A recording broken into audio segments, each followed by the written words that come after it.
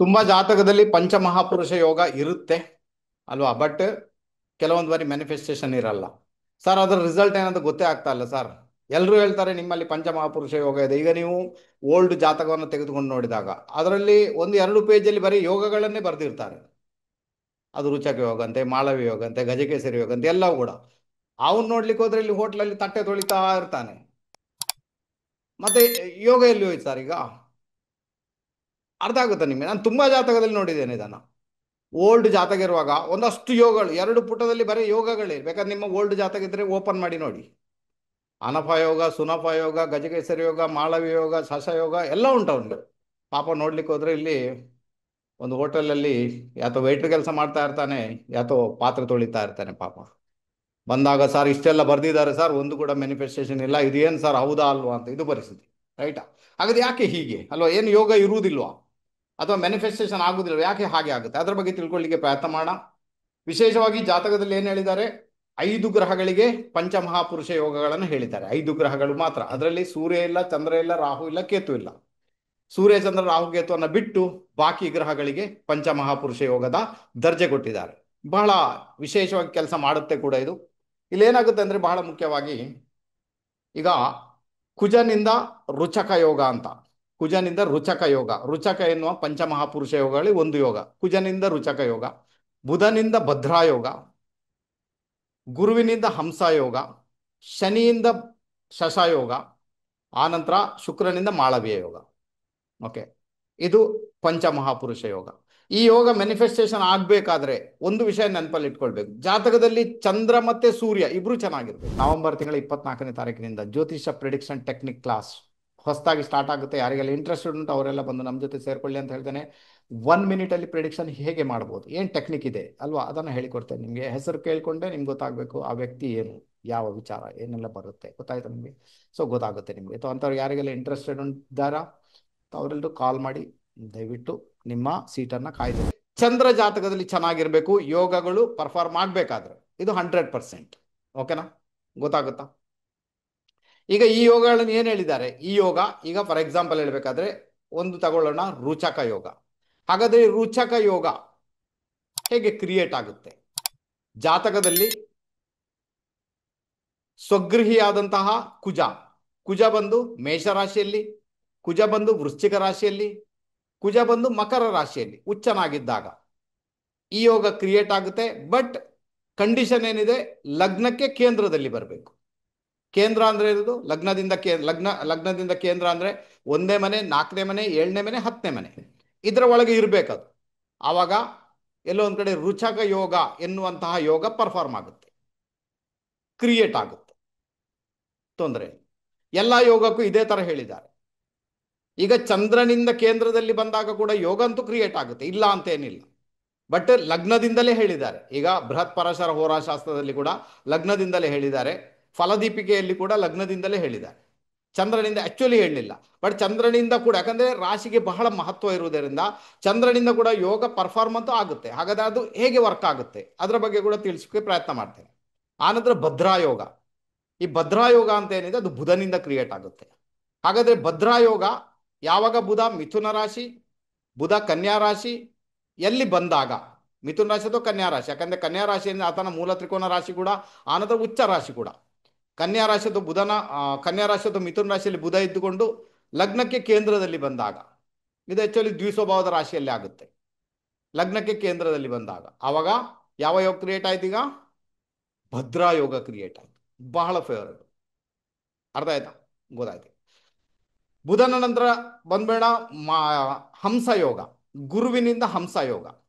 ಹಾಗಾದ್ರೆ ಗುರು ಮೀನರಾಶಿಯಲ್ಲಿ, ಧನು ರಾಶಿಯಲ್ಲಿ ಅಥವಾ ಕರ್ಕಾಟಕ ರಾಶಿಯಲ್ಲಿ ಇದ್ದುಕೊಂಡು ಲಗ್ನಕ್ಕೆ ಕೇಂದ್ರದಲ್ಲಿ ಬಂದಾಗ ಹಂಸ ಎನ್ನುವಂತಹ ಪಂಚಮಹಾಪುರುಷ ಯೋಗಗಳಲ್ಲಿ ಒಂದು ಯೋಗ ಕ್ರಿಯೇಟ್ ಆಗುತ್ತೆ. ಬಹಳ ಫೇವರಬಲ್ ಆಗುತ್ತೆ ಸರ್, ತುಂಬಾ ಚೆನ್ನಾಗಿ ವರ್ಕ್ ಆಗುತ್ತೆ.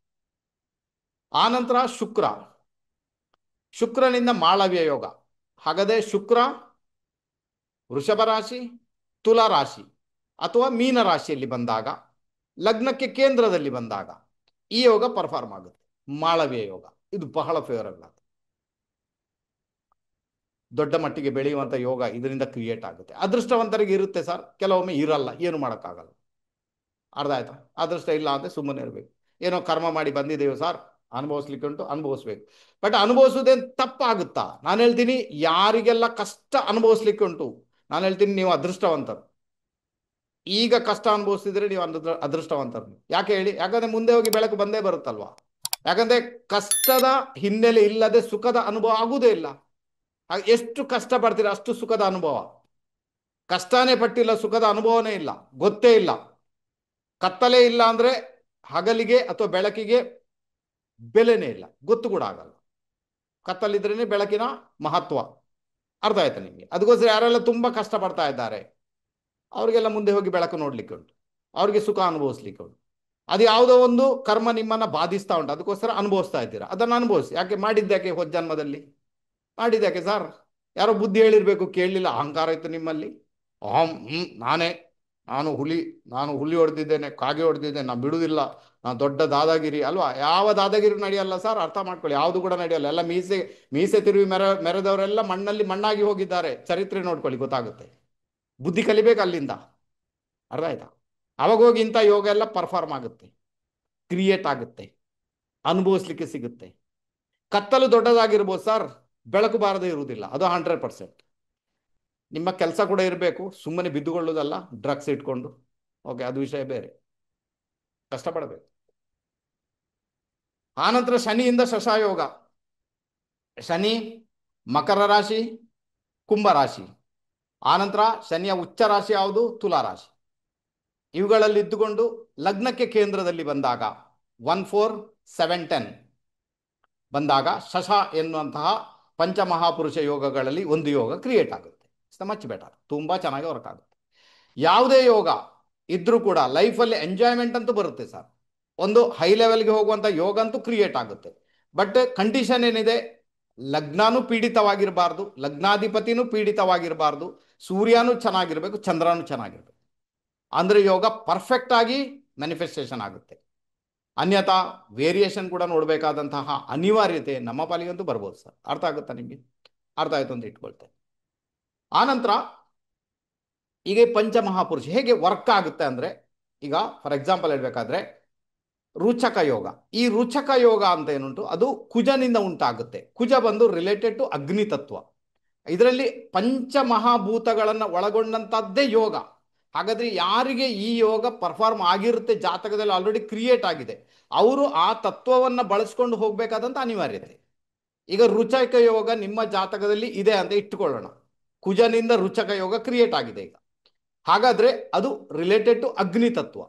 ಹಾಗಾದ್ರೆ ಅಲ್ಲೇನಾಗುತ್ತೆ, ನೀವು ವಿಶೇಷ ರೀತಿಯಲ್ಲಿ ಮೋಟಿವೇಶನಲ್ ಸ್ಪೀಕರ್, ಬೇರೆಯವ್ರನ್ನ ಮೋಟಿವೇಟ್ ಮಾಡುವಂಥವ್ರು, ಖುದ್ದು ಮೋಟಿವೇಟ್ ಆಗುವಂಥವ್ರು, ಭೂಮಿ ವಿಚಾರದಲ್ಲಿ ಸುಖವನ್ನು ಅನುಭವಿಸುವಂಥವ್ರು, ಒಡ ಹುಟ್ಟಿದವರ ಸುಖವನ್ನು ಅನುಭವಿಸುವಂಥವ್ರು, ಸೇನೆಯಲ್ಲಿ ಉಚ್ಚ ಪದವಿಯನ್ನ ಪಡೆಯುವಂಥವ್ರು, ಅಥವಾ ಡಿಪಾರ್ಟ್ಮೆಂಟಲ್ಲಿ ಉಚ್ಚ ಪದವನ್ನು ಪಡೆಯುವಂಥವ್ರು, ಯಾವುದೇ ರೂಪದಲ್ಲಿ ಕೂಡ ಕುಜನಿಂದ ಏನು ಬರುತ್ತೋ ಅದೆಲ್ಲ. ಯಾಕಂದ್ರೆ ಕುಜ ಬಂದ ಅಗ್ನಿ ತತ್ವ. ಹಾಗಾದ್ರೆ ಯಾವಾಗ ಕುಜನಿಂದ ರುಚಕ ಯೋಗದ ಇಂಪ್ಯಾಕ್ಟ್ ಬಂದಿರ್ತದೆ, ಕ್ರಿಯೇಟ್ ಆಗಿರ್ತದೆ ಜಾತಕದಲ್ಲಿ, ಆವಾಗ ಅಗ್ನಿ ತತ್ವಕ್ಕೆ ಸಂಬಂಧಪಟ್ಟಂತ ಕೆಲಸ ಕಾರ್ಯಗಳನ್ನು ಮಾಡಿದಾಗ ಸಕ್ಸಸ್ ತೀರಾ ಜಾಸ್ತಿ. ಅರ್ಥ ಆಗುತ್ತಾ? ಅಗ್ನಿ ತತ್ವ ಅಲ್ವಾ? ಈಗ ನನ್ನ ಜಾತಕದಲ್ಲಿ ಏನಿದೆ, ನನ್ನ ಜಾತಕದಲ್ಲಿ ಕುಜನಿಂದ ರುಚಕ ಯೋಗ ಇದೆ, ಅದು ಚಂದ್ರನಿಂದ ಇದೆ. ಹಾಗಾದ್ರೆ ಮೆಂಟಲಿ ಸ್ಟ್ರಾಂಗ್ ಆಗಿದ್ದುಕೊಂಡು ಮೋಟಿವೇಶನ್ ಮಾಡಲೇಬೇಕಾಗುತ್ತೆ. ಅದಕ್ಕೆ ನಾನು ತುಂಬಾ ಬಾರಿ ಮೋಟಿವೇಶನ್ ಮಾಡೋದು ಕೆಲಸ ಮಾಡ್ತೇನೆ. ಜನರಿಗೆ ಅದು ವರ್ಕ್ ಕೂಡ ಆಗುತ್ತೆ, ಅವರು ಅದನ್ನು ಫಾಲೋ ಮಾಡಿದರೆ ಸಕ್ಸಸ್ ಕೂಡ ಆಗ್ತಾರೆ, ತೊಂದರೆ ಇಲ್ಲ. ಅದನ್ನು ನಾನು ಮಾಡಲೇಬೇಕು, ಡಿಮೋಟಿವೇಟ್ ಮಾಡುವಂಥದ್ದಲ್ಲ. ನಿಮ್ಮಲ್ಲಿ ಕೂಡ ರುಚಕ ಯೋಗದ ಇಂಪ್ಯಾಕ್ಟ್ ಇದೆ. ಹಾಗಾದ್ರೆ ನೀವು ಬೇರೆಯವ್ರನ್ನ ಮೋಟಿವೇಟ್ ಮಾಡುವಂಥ ಕೆಲಸವನ್ನಂತೂ 100% ಮಾಡಬೇಕು ಸರ್. ನಿಮಗೆ ಭೂಮಿ ವಿಚಾರದಲ್ಲೂ ಒಳ್ಳೆ ರಿಸಲ್ಟ್ ಇರುತ್ತೆ. ಎಲ್ಲ ರೀತಿಯಲ್ಲಿ ಕೂಡ ಕುಜನ ಒಂದು ಕಾರಕತ್ವಗಳೇನುಂಟು, ಅದರೆಲ್ಲದರಲ್ಲೂ ಕೂಡ ನೀವು ಒಳ್ಳೆ ರಿಸಲ್ಟನ್ನು ಅನುಭವಿಸುವಂಥ ಯೋಗ ಬಗ್ಗೆ ಕ್ರಿಯೇಟ್ ಆಗುತ್ತೆ. ಈಗ ಈ ಯೋಗಕ್ಕೆ ಸಂಬಂಧಪಟ್ಟಂತೆ ಏನಾಗುತ್ತೆ, ಯಾವಾಗ ಲಗ್ನದಿಂದ ಈ ಯೋಗ ಕ್ರಿಯೇಟ್ ಆಗುತ್ತೆ ಪರವಾಗಿಲ್ಲ, ಆಯ್ತು, ಈಗ ತೊಂದರೆ ಇಲ್ಲ. ಬಟ್ ಚಂದ್ರ ಚೆನ್ನಾಗಿರ್ಬೇಕು ಸರ್. ಚಂದ್ರನಿಂದ ಯೋಗ ಬಂತು ಅಂತ ಇಟ್ಕೊಳ್ಳೋಣ. ಈಗ ಚಂದ್ರನಿಂದ ನಾವು ಏನನ್ನ ನೋಡ್ಕೊಳ್ತೇವೆ? ಹಾಗಾದ್ರೆ ಲಗ್ನದಿಂದ ಯೋಗ ಕ್ರಿಯೇಟ್ ಆದಾಗ ನಿಮ್ಮ ಬಾಡಿ ರಿಲೇಟೆಡ್, ಈಗ ರುಚಕ ಯೋಗ ಲಗ್ನದಿಂದ ಕ್ರಿಯೇಟ್ ಆಯ್ತು, ಹಾಗಾದ್ರೆ ನಿಮ್ಮ ಬಾಡಿ ಸ್ಟ್ರಾಂಗ್ ಆಗಿರುತ್ತೆ, ನೀವು ಸ್ಟ್ರಾಂಗ್ ಆಗಿರ್ತೀರ. ಯಾವುದಕ್ಕೂ ಹೆದರುವುದಿಲ್ಲ. ಮೋಟಿವೇಶನ್ ಅಂತೂ ಇದ್ದೇ ಇರುತ್ತೆ. ಎಲ್ಲವನ್ನು ಎದುರಿಸಿ ನಿಲ್ಲುವಂಥ ತಾಕತ್ತಿರುತ್ತೆ. ಭೂಮಿ ವಿಚಾರ ಮತ್ತೆ ನಾನು ಏನು ಹೇಳಿದ್ದೇನೆ, ಕುಜನ ಕಾರಕತ್ವಗಳು ಅದೆಲ್ಲವೂ ಕೂಡ ನಿಮಗೆ ಒಲಿದು ಬರುತ್ತೆ, ತೊಂದರೆ ಇಲ್ಲ. ಅದೇ ಒಂದು ವೇಳೆ ಚಂದ್ರ ವೀಕ್ ಇದ್ದಾನೆ ಅಥವಾ ಚಂದ್ರನಿಂದ ರುಚಕ ಯೋಗ ಕ್ರಿಯೇಟ್ ಆಗಿದೆ, ಚಂದ್ರನಿಂದ ಕೇಂದ್ರದಲ್ಲಿ ಕುಜ ಬಂದ್ಬಿಟ್ಟ ತನ್ನ ಸ್ವರಾಶಿ ಅಥವಾ ಉಚ್ಚ ರಾಶಿಯಲ್ಲಿ, ಆವಾಗ ಚಂದ್ರ ಸರಿ ಇದ್ರೆ ಮೆಂಟಲಿ ಕೂಡ ನೀವು ಸ್ಟ್ರಾಂಗ್ ಆಗಿಬಿಡ್ತೀರಾ. ಮೆಂಟಲಿ ಕೂಡ ನೀವು ಬಹಳಷ್ಟು ಸ್ಟ್ರಾಂಗ್ ಆಗಿಬಿಡ್ತೀರಾ, ಹೆದರುವಂಥ ಅವಶ್ಯಕತೆ ಇರುವುದಿಲ್ಲ.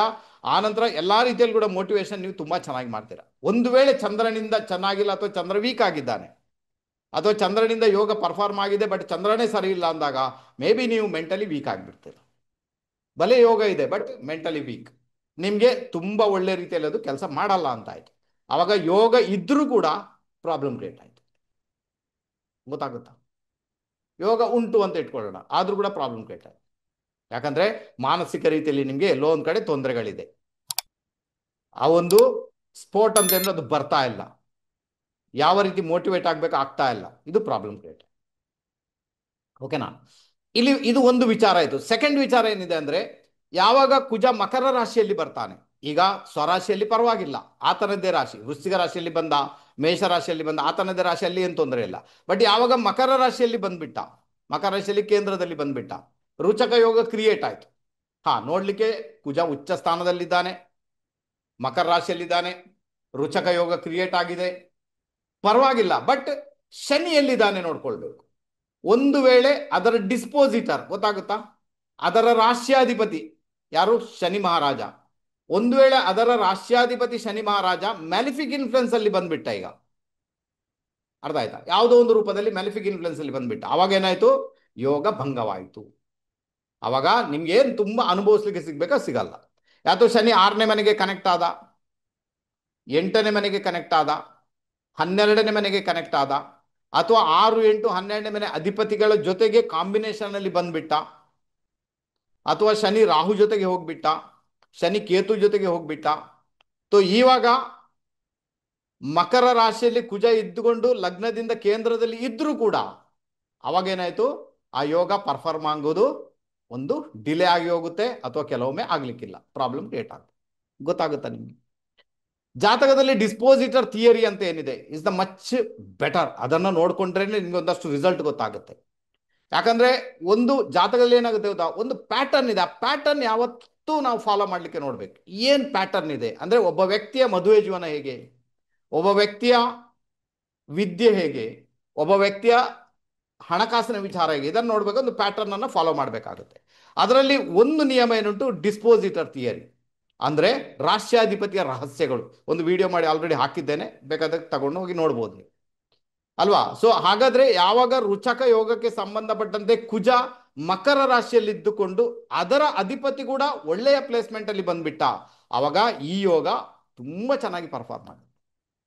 ಈಗ ಎಣಿಸ್ಕೊಳ್ಳಿ, ತುಲಾ ಲಗ್ನದ ಜಾತಕ, 4ನೇ ಮನೆಯಲ್ಲಿ ಮಕರ ರಾಶಿ, ಮಕರ ರಾಶಿಯಲ್ಲಿ ಕುಜ ಬಂದ್ಬಿಟ್ಟ, ಯೋಗ ಪರ್ಫಾರ್ಮ್ ಆಯ್ತು. ಈಗ ಅದು ಬೇರೆ ಏನ್ ಬೇಕಾದ್ರೂ ಇರಲಿ, ಯೋಗ ಪರ್ಫಾರ್ಮ್ ಆಯ್ತು. ಈಗ ಶನಿ ಮಹಾರಾಜ ಕುಂಭ ರಾಶಿಯಲ್ಲಿದ್ದಾನೆ, ಶನಿಯಾರ ಜಾತಕಕ್ಕೆ ಯೋಗಕಾರಕನಾಗ್ತಾನೆ, ಯಾವುದಕ್ಕೆ? ತುಲಾ ಲಗ್ನಕ್ಕೆ. ಹಾಗಾದ್ರೆ ಶನಿ ಮಹಾರಾಜ 5ನೇ ಮನೆಗೆ ಕನೆಕ್ಟ್ ಮಾಡಿಬಿಟ್ಟ, 5ನೇ ಮನೆ ಮತ್ತು ಕುಂಭ ರಾಶಿ, ಶನಿಯ ಮೂಲ ತ್ರಿಕೋನ ರಾಶಿ.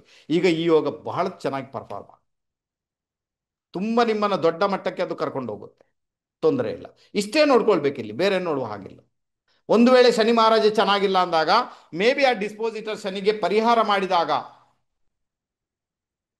ಒಳ್ಳೆ ರಿಸಲ್ಟ್ ಅನ್ನು ಅನುಭವಿಸುವಂತ ಯೋಗ ನಿಮ್ಮ ಪಾಲಿಗಂತೂ ಖಂಡಿತ ಕ್ರಿಯೇಟ್ ಆಗ್ಬೋದು. ಇನ್ನು ರುಚಕ ಯೋಗದ ಬಗ್ಗೆ ಫಲದೀಪಿಕದಲ್ಲಿ ಏನು ಹೇಳಿದ್ದಾರೆ, ಮಂತ್ರೇಶ್ವರ ವಿರಚಿತ ಫಲದೀಪಿಕದಲ್ಲಿ ಏನು ಹೇಳಿದ್ದಾರೆ ಅದು ನೋಡ್ಕೊಳ್ಳಿ. ರುಚಕ ಯೋಗದಲ್ಲಿ ಜನಿಸಿದವರು ಉದ್ದವಾದ ಮುಖವುಳ್ಳವನು, ಸಾಹಸ ಕಾರ್ಯಗಳಿಂದ ಧನಾರ್ಜನೆ ಮಾಡುವವನು. ಈಗ ಉದ್ದವಾದ ಮುಖ ಇದೆ, ಮುಖ ಇಲ್ಲ, ಅದು ಸೆಕೆಂಡರಿ. ಆದರೆ ಸಾಹಸ ಕಾರ್ಯಗಳಿಂದ ಧನಾರ್ಜನೆ ಮಾಡ್ತಾನೆ, ಫಲದೀಪಕದಲ್ಲಿ ಇದನ್ನು ಕೊಟ್ಟಿದ್ದಾರೆ. ಓಕೆನಾ? ಶೂರನು, ಶತ್ರುಗಳನ್ನು ಪರಾಜಿತಗೊಳಿಸುವವನು, ಶಕ್ತಿಶಾಲಿ, ಗರ್ವಿಷ್ಠ, ಸದ್ಗುಣಗಳಿಂದ ವಿಖ್ಯಾತ, ಸೇನಾ ನಾಯಕ ಮತ್ತು ವಿಜಯಿಯಾಗಿರ್ತಾನೆ. ಅರ್ಥ ಆಯ್ತಾ? ಇದು ಫಲದೀಪಿಕದ ಫಲ ಏನುಂಟು ಅದನ್ನು ಕೊಟ್ಟಿದ್ದಾರೆ. ರುಚಕ ಯೋಗದಲ್ಲಿ ಈ ಫಲಗಳು ಉಂಟಾಗ್ತವೆ. ಇಷ್ಟು ಸಾಕು ರುಚಕ ಯೋಗದಲ್ಲಿ ಜನಿಸಿದವರಿಗೆ. ಇದನ್ನು ಅರ್ಥ ಮಾಡ್ಕೊಳ್ಳಿ. ಚಂದ್ರ ಚೆನ್ನಾಗಿದ್ದಾಗ ನೀವು ಮೆಂಟಲಿ ಕೂಡ ತುಂಬಾನೇ ಸ್ಟ್ರಾಂಗ್ ಆಗಿಬಿಡ್ತೀರಾ. ಆ ಯೋಗ ಚೆನ್ನಾಗಿ ಕೆಲಸ ಮಾಡುತ್ತೆ. ಯಾವಾಗ ರುಚಕ ಯೋಗ ಇದೆ ಆವಾಗ ನೀವು ಬಹಳ ವಿಶೇಷ ರೀತಿಯಲ್ಲಿ ಅಗ್ನಿಗೆ ರಿಲೇಟೆಡ್, ಅಗ್ನಿಗೆ ಸಂಬಂಧಪಟ್ಟಂತ ವಿಚಾರಗಳಲ್ಲಿ ಪ್ರೊಸೀಡ್ ಆಗಬೇಕಾದಂಥ ಅನಿವಾರ್ಯತೆ ಉಂಟು. ಯಾವುದೇ ರೂಪದಲ್ಲಿ ಕುಜನ ಕಾರಕತ್ವಗಳನ್ನು ಬಳಸ್ಕೊಂಡ್ರೆ ಸಾಕು. ಕುಜನ ಕಾರಕತ್ವಗಳು ಎಲ್ಲ ರೀತಿಯಲ್ಲಿ ಕೂಡ ಇಲ್ಲಿ ಕುಜನಿಂದ ಒಳ್ಳೆ ರಿಸಲ್ಟ್ ಪಡಿಬೇಕಾದ್ರೆ ಇರುವಂತಹ ಏಕೈಕ ಉಪಾಯ ಬಹಳ ಪೇಷನ್ಸ್. ತುಂಬಾನೇ ಪೇಷನ್ಸ್ ಇಟ್ಕೊಳ್ಬೇಕು. ಅರ್ಜೆಂಟಾಗಿ ಯಾವುದೇ ಕೆಲಸವನ್ನು ಮಾಡುವ ಹಾಗಿಲ್ಲ ಸರ್.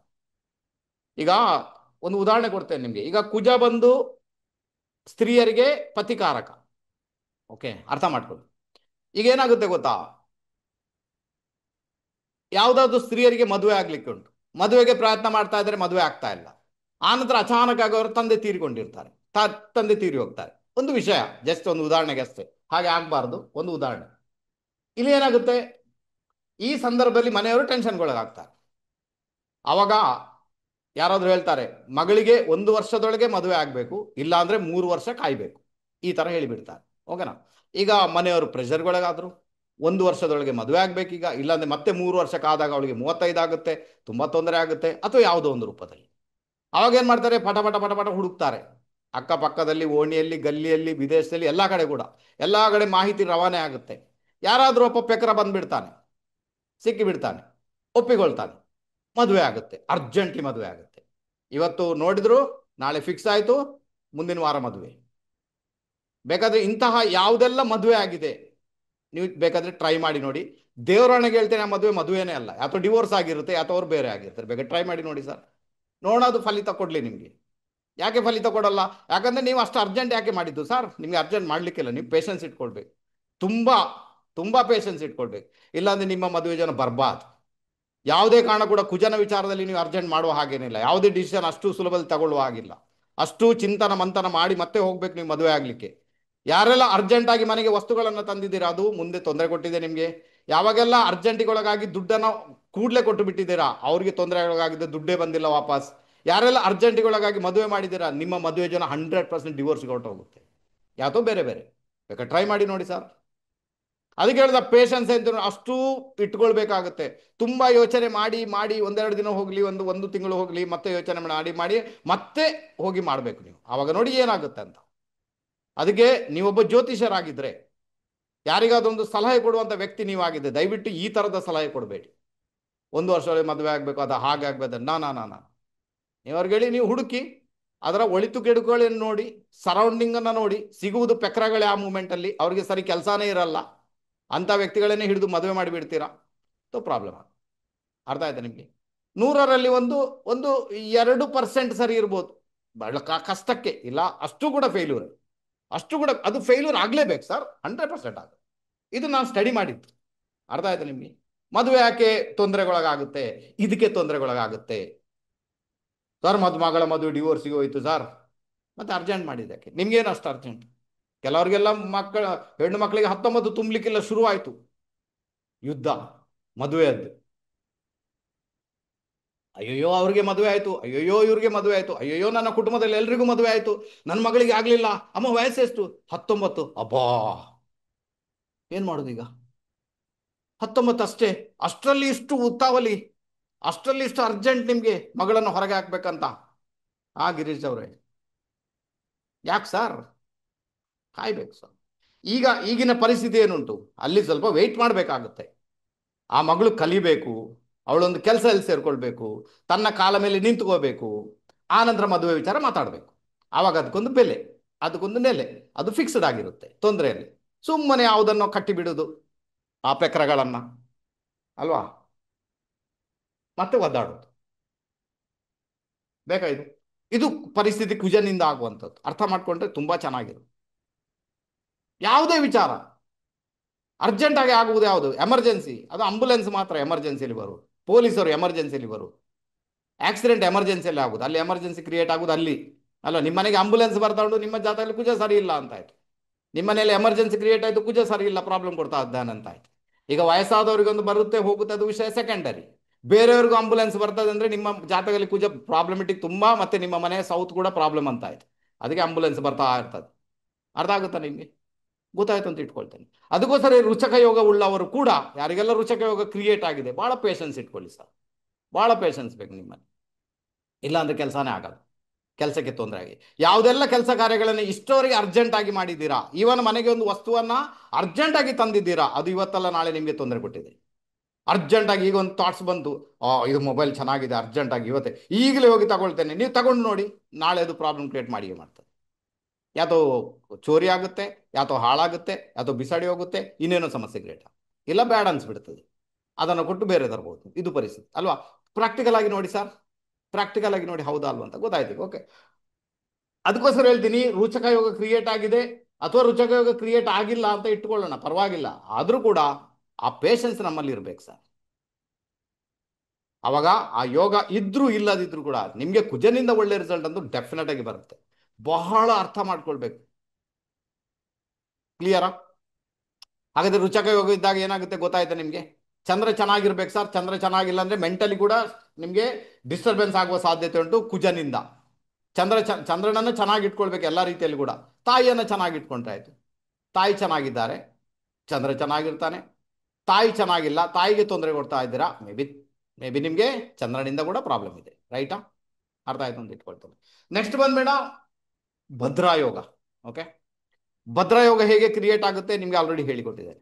ಭದ್ರಯೋಗ ಪಂಚಮಹಾಪುರುಷ ಯೋಗಗಳಲ್ಲಿ ಬಹಳ ವಿಶೇಷವಾದ ಯೋಗ. ಯಾಕಂದರೆ ಭದ್ರಯೋಗ ಏನು ಮಾಡುತ್ತೆ, ಅದು ನಿಮ್ಮನ್ನು ಪ್ರೊಟೆಕ್ಟ್ ಮಾಡುತ್ತೆ ಪ್ರತಿಯೊಂದು ವಿಚಾರದಲ್ಲಿ ಕೂಡ. ಈಗ ಒಂದು ಹೆಂಗಸರ ಜಾತಕ ಅಂದರೆ ಸ್ತ್ರೀಯರ ಜಾತಕದಲ್ಲಿ ಭದ್ರಯೋಗ ಇದ್ದಾಗ ಏನಾಗುತ್ತೆ, ಅವರ ಮದುವೆ ಜೀವನ ಪ್ರೊಟೆಕ್ಟ್ ಆಗುತ್ತೆ.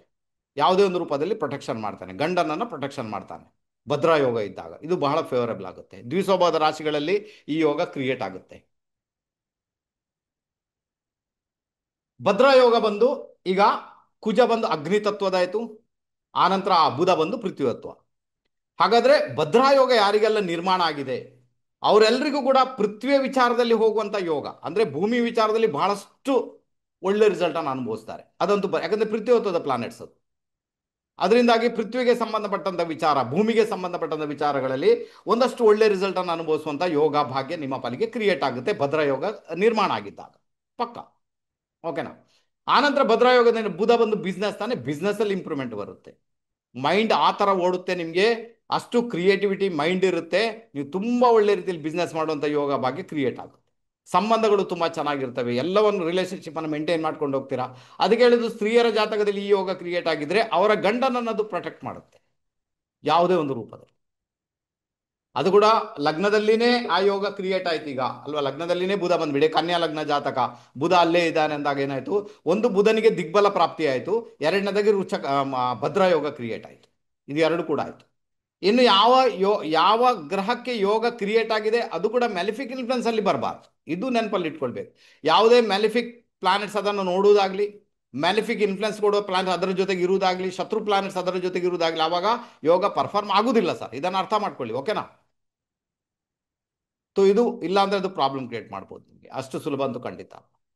ಅದಕ್ಕೋಸ್ಕರ ಯಾರಿಗೆಲ್ಲ ಭದ್ರಾಯೋಗ ನಿರ್ಮಾಣ ಆಗಿದೆ ಅವರೆಲ್ಲ ವ್ಯಾಪಾರಸ್ಥರಾಗಿರ್ತಾರೆ, ವ್ಯಾಪಾರದಲ್ಲಿ ಮುಂದುವರಿತಾರೆ, ಅಥವಾ ಟೀಚಿಂಗ್ ಪ್ರೊಫೆಷನಲ್ಲಿ ಕೂಡ ಹೋಗ್ಬೋದು, ಕ್ರಿಯೇಟಿವಿಟಿಯಲ್ಲಿ ಹೋಗ್ಬೋದು, ಭೂಮಿ ವಿಚಾರದಲ್ಲಿ ಹೋಗ್ಬೋದು, ಎಲ್ಲ ರೀತಿಯಲ್ಲಿ ಕೂಡ ಇಲ್ಲಾಂದ್ರೆ ಈ ಮ್ಯಾಟ್ರಿಮೋನಿ ಮಾಡ್ಕೊಂಡಿರ್ತಾರಲ್ಲ ಅವರು ಕೂಡ ಇರ್ಬೋದು. ಸಂಬಂಧಗಳನ್ನು ಒಟ್ಟುಗೂಡಿಸುವವರು, ಸಂಬಂಧಗಳನ್ನು ಟಚ್ ಮಾಡಿಕೊಡುವವರು, ಅಂದರೆ ಮದುವೆಗೆ ಸಂಬಂಧಪಟ್ಟ ಸಂಬಂಧಗಳನ್ನು ಕುದುರಿಸಿಕೊಡುವವರು ಅವರು ಕೂಡ ಆಗ್ಬೋದು. ಮಿಡಲ್ ಮ್ಯಾನ್ ಆಗಿ ಕೆಲಸ ಮಾಡ್ಬೋದು, ಅವ್ರಿಗೆ ತುಂಬ ಫೇವರಬಲ್ ರಿಸಲ್ಟ್ ಬರುತ್ತೆ. ರಾಜಯೋಗ ಅಲ್ಲಿಂದ ಕ್ರಿಯೇಟ್ ಆಗುತ್ತೆ. ಓವರ್ ಆಲ್ ನೋಡ್ಲಿಕ್ಕೆ ಹೋದ್ರೆ ಬುಧನ ಇಂಪ್ಯಾಕ್ಟ್ ಏನಿದೆಯಲ್ಲೋ, ಬುಧನ ಇಂಪ್ಯಾಕ್ಟ್ ಅದನ್ನ ಅವರು ಫಾಲೋ ಮಾಡಬೇಕಾದಂತ ಅನಿವಾರ್ಯತೆ ಉಂಟು. ಪೃಥ್ವಿತತ್ವದ ಪ್ಲಾನೆಟ್ಸ್ ಬುಧ, ಅದಕ್ಕೆ ಡೌನ್ ಟು ಅರ್ತ್ ಇರಬೇಕು. ಯಾವಾಗ ಬುಧನನ್ನ ಚೆನ್ನಾಗಿ ಇಟ್ಕೊಳ್ಬೇಕು, ಆವಾಗ ಯಾರೆಲ್ಲ ಪರಿಚಯಸ್ಥರು ಸಿಗ್ತಾರೆ ಆವಾಗ ಮೊದಲಿಗೆ ನಮಸ್ತೆ ಸರ್, ನಮಸ್ತೆ ಸರ್, ಅಥವಾ ನಮಸ್ತೆ ಮೇಡಮ್, ಎರಡು. ಆ ನಂತರ ಅವ್ರು ಹೋಗುವಾಗ ಹಸ್ತಲಾಗ ಕೊಟ್ಟು ಥ್ಯಾಂಕ್ ಯು ಸರ್. ಇದು ಎರಡು ಶಬ್ದಗಳನ್ನ ಯಾರು ಪ್ರತಿನಿತ್ಯ ಯೂಸ್ ಮಾಡ್ತಾರೆ ಪ್ರತಿಯೊಬ್ಬರಿಗೂ ಬೇಕಾಗಿ, ಆವಾಗ ಬುಧ ಒಳ್ಳೆ ಇಂಪ್ಯಾಕ್ಟ್ ಅನ್ನ ಪಡ್ಕೊಳ್ತಾರೆ. ಸ್ವಲ್ಪ ಡೌನ್ ಟು ಅರ್ತ್ ಇರ್ಬೇಕಾದ್ರೆ, ಸ್ವಲ್ಪ ಹೀಗೆ ಈ ತರ ಇರ್ಬೇಕಾದ್ರೆ, ಹೀಗಲ್ಲ ನಮಸ್ತೆ ಅನ್ನ, ಅದಾಗಲ್ಲ. ಅರ್ಥ ಆಯ್ತಾ? ಸ್ವಲ್ಪ, ಯಾಕಂದ್ರೆ ಬುಧ ಬಂದು ಪೃಥ್ವಿತತ್ವದ ಪ್ಲಾನೆಟ್ ಸರ್. ಯಾವಾಗ ಸ್ವಲ್ಪ ನೀವು ಬೆಂಡ್ ಆಗಿಬಿಡ್ತೀರಾ, ಹೀಗೆ ಬೆಂಡ್ ಆಗಿಬಿಡ್ತೀರಾ, ಯಾರು ನಮಸ್ತೆ ಮಾಡಿ ಬೆಂಡಾಗಿ ಆಗ್ತಾರೆ. ಹೀಗೆ ಮಾಡ್ಲಿಕ್ಕೆ ಹೋದ್ರೆ ಅಹಂಕಾರ ಬಂತು ಆಗುದಿಲ್ಲ ಅಂತ ಆಯ್ತು ಅಲ್ವಾ? ಬೆಂಡ್ ಆಗಿದ್ರೇನೆ ನಿಮಗೆ ಹೂವಿನ ಮಾಲೆ ಬೀಳುತ್ತೆ ಅನ್ನೋದು, ಬೀಳಲ್ಲ ಸರ್. ಓಕೆನಾ? ಅದಕ್ಕೋಸ್ಕರ ಯಾರೆಲ್ಲ ಈ ಎರಡು ವರ್ಡ್ಸ್ಗಳನ್ನ ತುಂಬಾ ಚೆನ್ನಾಗಿ ಫಾಲೋ ಮಾಡ್ತಾರೆ, ಯಾತೋ ನಮಸ್ತೆ ಅಥವಾ ಥ್ಯಾಂಕ್ ಯು. ಈಗ ನಾನೀಗ ಈ ಒಂದು ಕ್ಲಾಸ್ ಮುಗಿದ ನಂತರ ಕೆಲವರು ಏನು ಮಾಡ್ತಾರೆ, ಗ್ರೂಪಲ್ಲಿ ಬಂದು ಕಮೆಂಟ್ಸ್ ಹಾಕ್ತಾರೆ, ಥ್ಯಾಂಕ್ ಯು ಅಂತ ಹೇಳ್ತಾರೆ. ಅವರಿಗೆ ಬುಧ ಚೆನ್ನಾಗಿದ್ದಾನೆ. ಯಾರಿಗೆ ಅದು ಡೋಂಟ್ ಕೇರ್, ಅವ್ರ ಕೆಲಸ ಅವ್ರು ಮಾಡಿದಾರಪ್ಪ, ಕೇಳ್ಕೊಂಡು ಸುಮ್ಮನೆ ಇರೋದು ನಮ್ಮ ಕೆಲಸ ಅಷ್ಟೇ, ಅಥವಾ ಬುಧ ಚೆನ್ನಾಗಿಲ್ಲ ಸರ್. ಕರೆಕ್ಟ್ ಅರ್ಥ ಮಾಡ್ಕೊಳ್ಳಿ. ದೇವರಾಣಿಗೆ ಹೇಳ್ತೆ ನಿಮ್ಮ ಜಾಗ ಬುಧ ಚೆನ್ನಾಗಿ, ಯಾಕೆ ನಿಮಗೆ ಮನಸ್ಸೇ ಬಂದಿಲ್ಲ. ಅವ್ರು ಪಾಠ ಮಾಡಿದ್ದಾರೆ 2 ಗಂಟೆ, ಒಂದು ಥ್ಯಾಂಕ್ಸ್ ಹೇಳೋಣ, ಅದು ಬಂದಿಲ್ಲ ಮನಸ್ಸಿಗೆ. ರೈಟಾ? ವಿಮರ್ಶೆ ಬರೆಯೋದು ಸೆಕೆಂಡರಿ ಅಲ್ವಾ? ಕೆಲವರು ಬರೀತಾರೆ, ಓಕೆ, ಅದು ಅವ್ರಿಗೆ ಬಿಟ್ಟದ್ದು. ಆ ಮನಸ್ಸೇ ಆಗಿಲ್ಲ, ಅಟ್ಲೀಸ್ಟ್ ಒಂದು ಥ್ಯಾಂಕ್ಸ್ ಹೇಳೋಣ ಮನಸ್ಸಾಗಿಲ್ಲ ನನಗಂತಲ್ಲ, ಯಾರಿಗಾದ್ರೂ ಕೂಡ. ನಿಮ್ಮ ಜಾತ್ರೆ ಬುಧ ಮ್ಯಾಲಿಫಿಕ್ ಇನ್ಫ್ಲುಯೆನ್ಸ್ ಅಲ್ಲಿದ್ದಾನೆ, ಅದಕ್ಕೆ ಮನಸ್ಸೇ ಆಗ್ತಾ ಇಲ್ಲ ಸರ್. ಬರೀಲಿಕ್ಕೆ ಮನಸ್ಸಾಗ್ತಾ ಇಲ್ಲ, ಹೇಳಲಿಕ್ಕೆ ಮನಸ್ಸಾಗ್ತಾ. ಯಾವಾಗ ಅದು ಒಳಗಿಂದ ಬರುತ್ತೆ, ಥ್ಯಾಂಕ್ ಯು ಹೇಳಬೇಕು, ಅಥವಾ ಅವ್ರಿಗೆ ಏನು ಬೇಕು ಅದನ್ನು ಕೊಡಬೇಕು, ನಮಸ್ತೆ ಮಾಡಬೇಕು, ಮರ್ಯಾದೆ ಕೊಡಬೇಕು, ಡೌನ್ ಟು ಅರ್ತ್ ಇರಬೇಕು ನಾವು, ಅವಾಗ ಬುಧ ಚೆನ್ನಾಗಿದ್ದಾನಂತ. ಅಂದ್ರೆ ಏನಾಗುತ್ತೆ, ನಿಮಗೆ ಇವತ್ತಲ್ಲ ನಾಳೆ ಸಂಬಂಧಗಳಲ್ಲಿ ಒಳ್ಳೆ ರಿಸಲ್ಟ್ ಅನ್ನು ಕ್ರಿಯೇಟ್ ಮಾಡ್ತಾನೆ. ನಿಮ್ಮ ಮದುವೆ ಜೀವನ ಚೆನ್ನಾಗಿರುತ್ತೆ, ಮಕ್ಕಳು ನಿಮ್ಮ ಜೊತೆ ಚೆನ್ನಾಗಿರ್ತಾರೆ, ಒಂದಷ್ಟು ಸಂಬಂಧಗಳು ಒಳ್ಳೆ ರೀತಿಯಲ್ಲಿ ನಿಮ್ಮ ಜೊತೆಗೆ ವ್ಯವಹಾರ ಮಾಡ್ತವೆ, ನಿಮ್ಮ ಬಿಸ್ನೆಸ್ ಚೆನ್ನಾಗೇ ಓಡುತ್ತೆ. ಅರ್ಥ ಆಗುತ್ತಾ? ಹೆಲ್ತ್ ತುಂಬ ಚೆನ್ನಾಗಿರ್ತದೆ ಎಲ್ಲಕ್ಕಿಂತ ಮುಖ್ಯವ. ಯಾಕಂದ್ರೆ ಜಾತಕದಲ್ಲಿ ನೈಸರ್ಗಿಕ ಜನ್ಮಗುಂಡಲಿ 6ನೇ ಮನೆ ಅಧಿಪತಿನೇ ಬುಧ, ಆರೋಗ್ಯದಲ್ಲಿ ಬಾಂಬ್ ಇಡುವುದೇ ಬುಧ. ಅರ್ಥ ಆಗುತ್ತಾ ನಿಮಗೆ? ಇದು ಪರಿಸ್ಥಿತಿ. ಇನ್ನು 6ನೇ ಮನೆಯಲ್ಲಿ ಯಾರು ಬರ್ತಾರೋ ಅವರು ಬಾಂಬ್ ಇಡ್ತಾರೆ ನಿಮಗೆ, ಬಟ್ ಮುಖ್ಯವಾದ ರೋಲ್ ಇರೋದು ಬುಧನಿಗೆ. ಬುಧ ತುಂಬ ಸುಲಭ ಅಲ್ಲ ಸರ್. ಯಾವಾಗ ಬುಧ ದಶೆ ನಡೆಯುತ್ತೆ ನೋಡಿ, ಗಂಡ ಹೆಂಡತಿ ಮಧ್ಯೆ ಮಿಸ್ಅಂಡರ್ಸ್ಟ್ಯಾಂಡಿಂಗ್ ಆಗುತ್ತಾ ಇಲ್ವಾ ಅಂತ. ಭಲೆ ಗಂಡ ಹೆಂಡತಿ ಮಧ್ಯೆ ಒಳ್ಳೆ ರೀತಿಯಲ್ಲಿ ಇರ್ಬೋದು, ಬಟ್ ನಾನು ಹೇಳ್ತೀನಿ ಅವರ ಬೆಡ್ರೂಮ್ ಲೈಫ್ ಇರಲ್ಲ. ನೀವೇನು ಬೇಕಾದ್ರೂ ಮಾಡಿ ನೋಡಿ, ನೋಡೋಣ, ಇರಲಿ.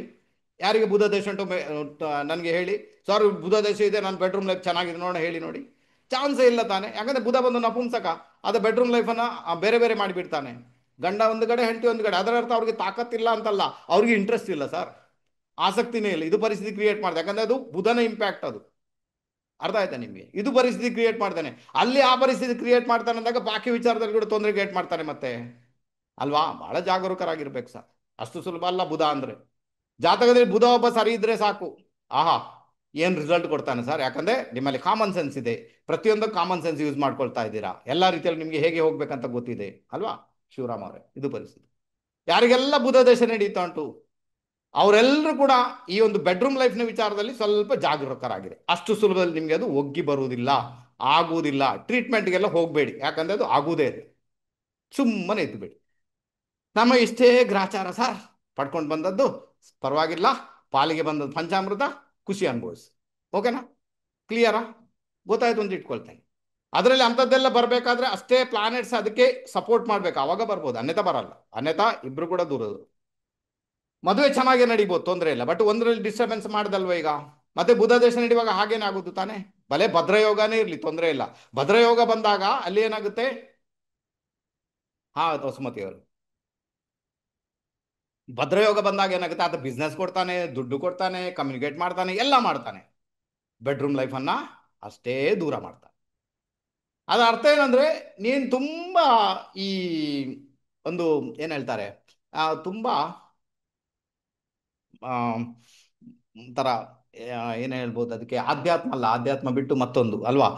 ತುಂಬಾನೇ ಇದರಲ್ಲಿ ಹೋಗಬೇಡ ನೀನು, ಆದಷ್ಟು ವ್ಯಾಪಾರದಲ್ಲಿ ಗಮನ ಕೊಡು, ಅದು ಚೆನ್ನಾಗಿರ್ತದೆ. ಈಗ ನೋಡಿ, ತುಂಬಾ ವ್ಯಾಪಾರಸ್ಥರು ಇದ್ದಾರಲ್ವಾ. ಓಕೆ ವಸುಮತಿ ಅವರೇ, ವ್ಯಾಪಾರಸ್ಥರು ಇರ್ತಾರಲ್ವಾ, ಆ ವ್ಯಾಪಾರಸ್ಥರಿಗೆ ಬೆಡ್ರೂಮ್ ಲೈಫ್ ಇರುವುದಿಲ್ಲ ಅಲ್ವಾ. ಯಾರು ಬೇಕಾದ್ರೂ ಇಲ್ಲಿ ವ್ಯಾಪಾರಸ್ಥರು, ದೊಡ್ಡ ದೊಡ್ಡ ವ್ಯಾಪಾರಸ್ಥರು, ಅವ್ರ ಮನೆಗೆ ಬರುವುದೇ ಲೇಟ್, ಯಾವನಿಗೂ ಕೂಡ ಇರುವುದಿಲ್ಲ. ಅದಕ್ಕೆ ಕೆಲವೊಮ್ಮೆ ಏನಾದ್ರೆ ಎಕ್ಸ್ಟ್ರಾ ಮೆರಿಟಲ್ ಅಫೇರ್ಸ್ ಎಲ್ಲ ಬಂದು ಗಂಡ ಹೆಂಡತಿ ಜೊತೆಗೆ ತೊಂದರೆ ಆಗಿ ಕೆಲವೊಮ್ಮೆ ಮರ್ಡರ್ ಗಿರ್ಡರ್ ಎಲ್ಲ ಆಗುವಂಥದ್ದು ಇದ್ದೇ ಇರ್ತದೆ. ಓಕೆನಾ? ತುಂಬ ತಲೆಗೆ ಹಚ್ಕೊಳ್ಬೇಡಿ, ಜಸ್ಟ್ ಹೇಳಿದ್ದೇನೆ ಅಲ್ವಾ. ತುಂಬ ತಲೆಗೆ ಹಚ್ಕೊಂಡು ಟೆನ್ಷನ್ ತಗೊಳ್ಬೇಡಿ. ಓಕೆನಾ? ಜಸ್ಟ್ ನಿಮ್ಮ ನಾಲೆಜ್ಗೆ ಅಷ್ಟೇ ಹೇಳಿದ್ದೇನೆ. ಯಾಕಂದ್ರೆ ಅಂಥದ್ದು ಏನಾದರೂ ಇದ್ದರೆ ಅದನ್ನು ಸ್ವೀಕಾರ ಮಾಡಿ ಅಂತ ಹೇಳ್ತೀನಿ. ಅದನ್ನು ಸ್ವೀಕಾರ ಮಾಡಿ ಸುಮ್ಮನೆ ಇದ್ದು ಬಿಡಿ, ಏನು ಟೆನ್ಷನ್ ಮಾಡ್ಕೊಳ್ಬೇಡಿ. ಅದು ಇರುವುದೇ ಹಾಗೆ, ಏನು ಮಾಡೋಕ್ಕಾಗಲ್ಲ. ಓಕೆನಾ? ಕ್ಲಿಯರ್ ಆಯ್ತು ಈಗ.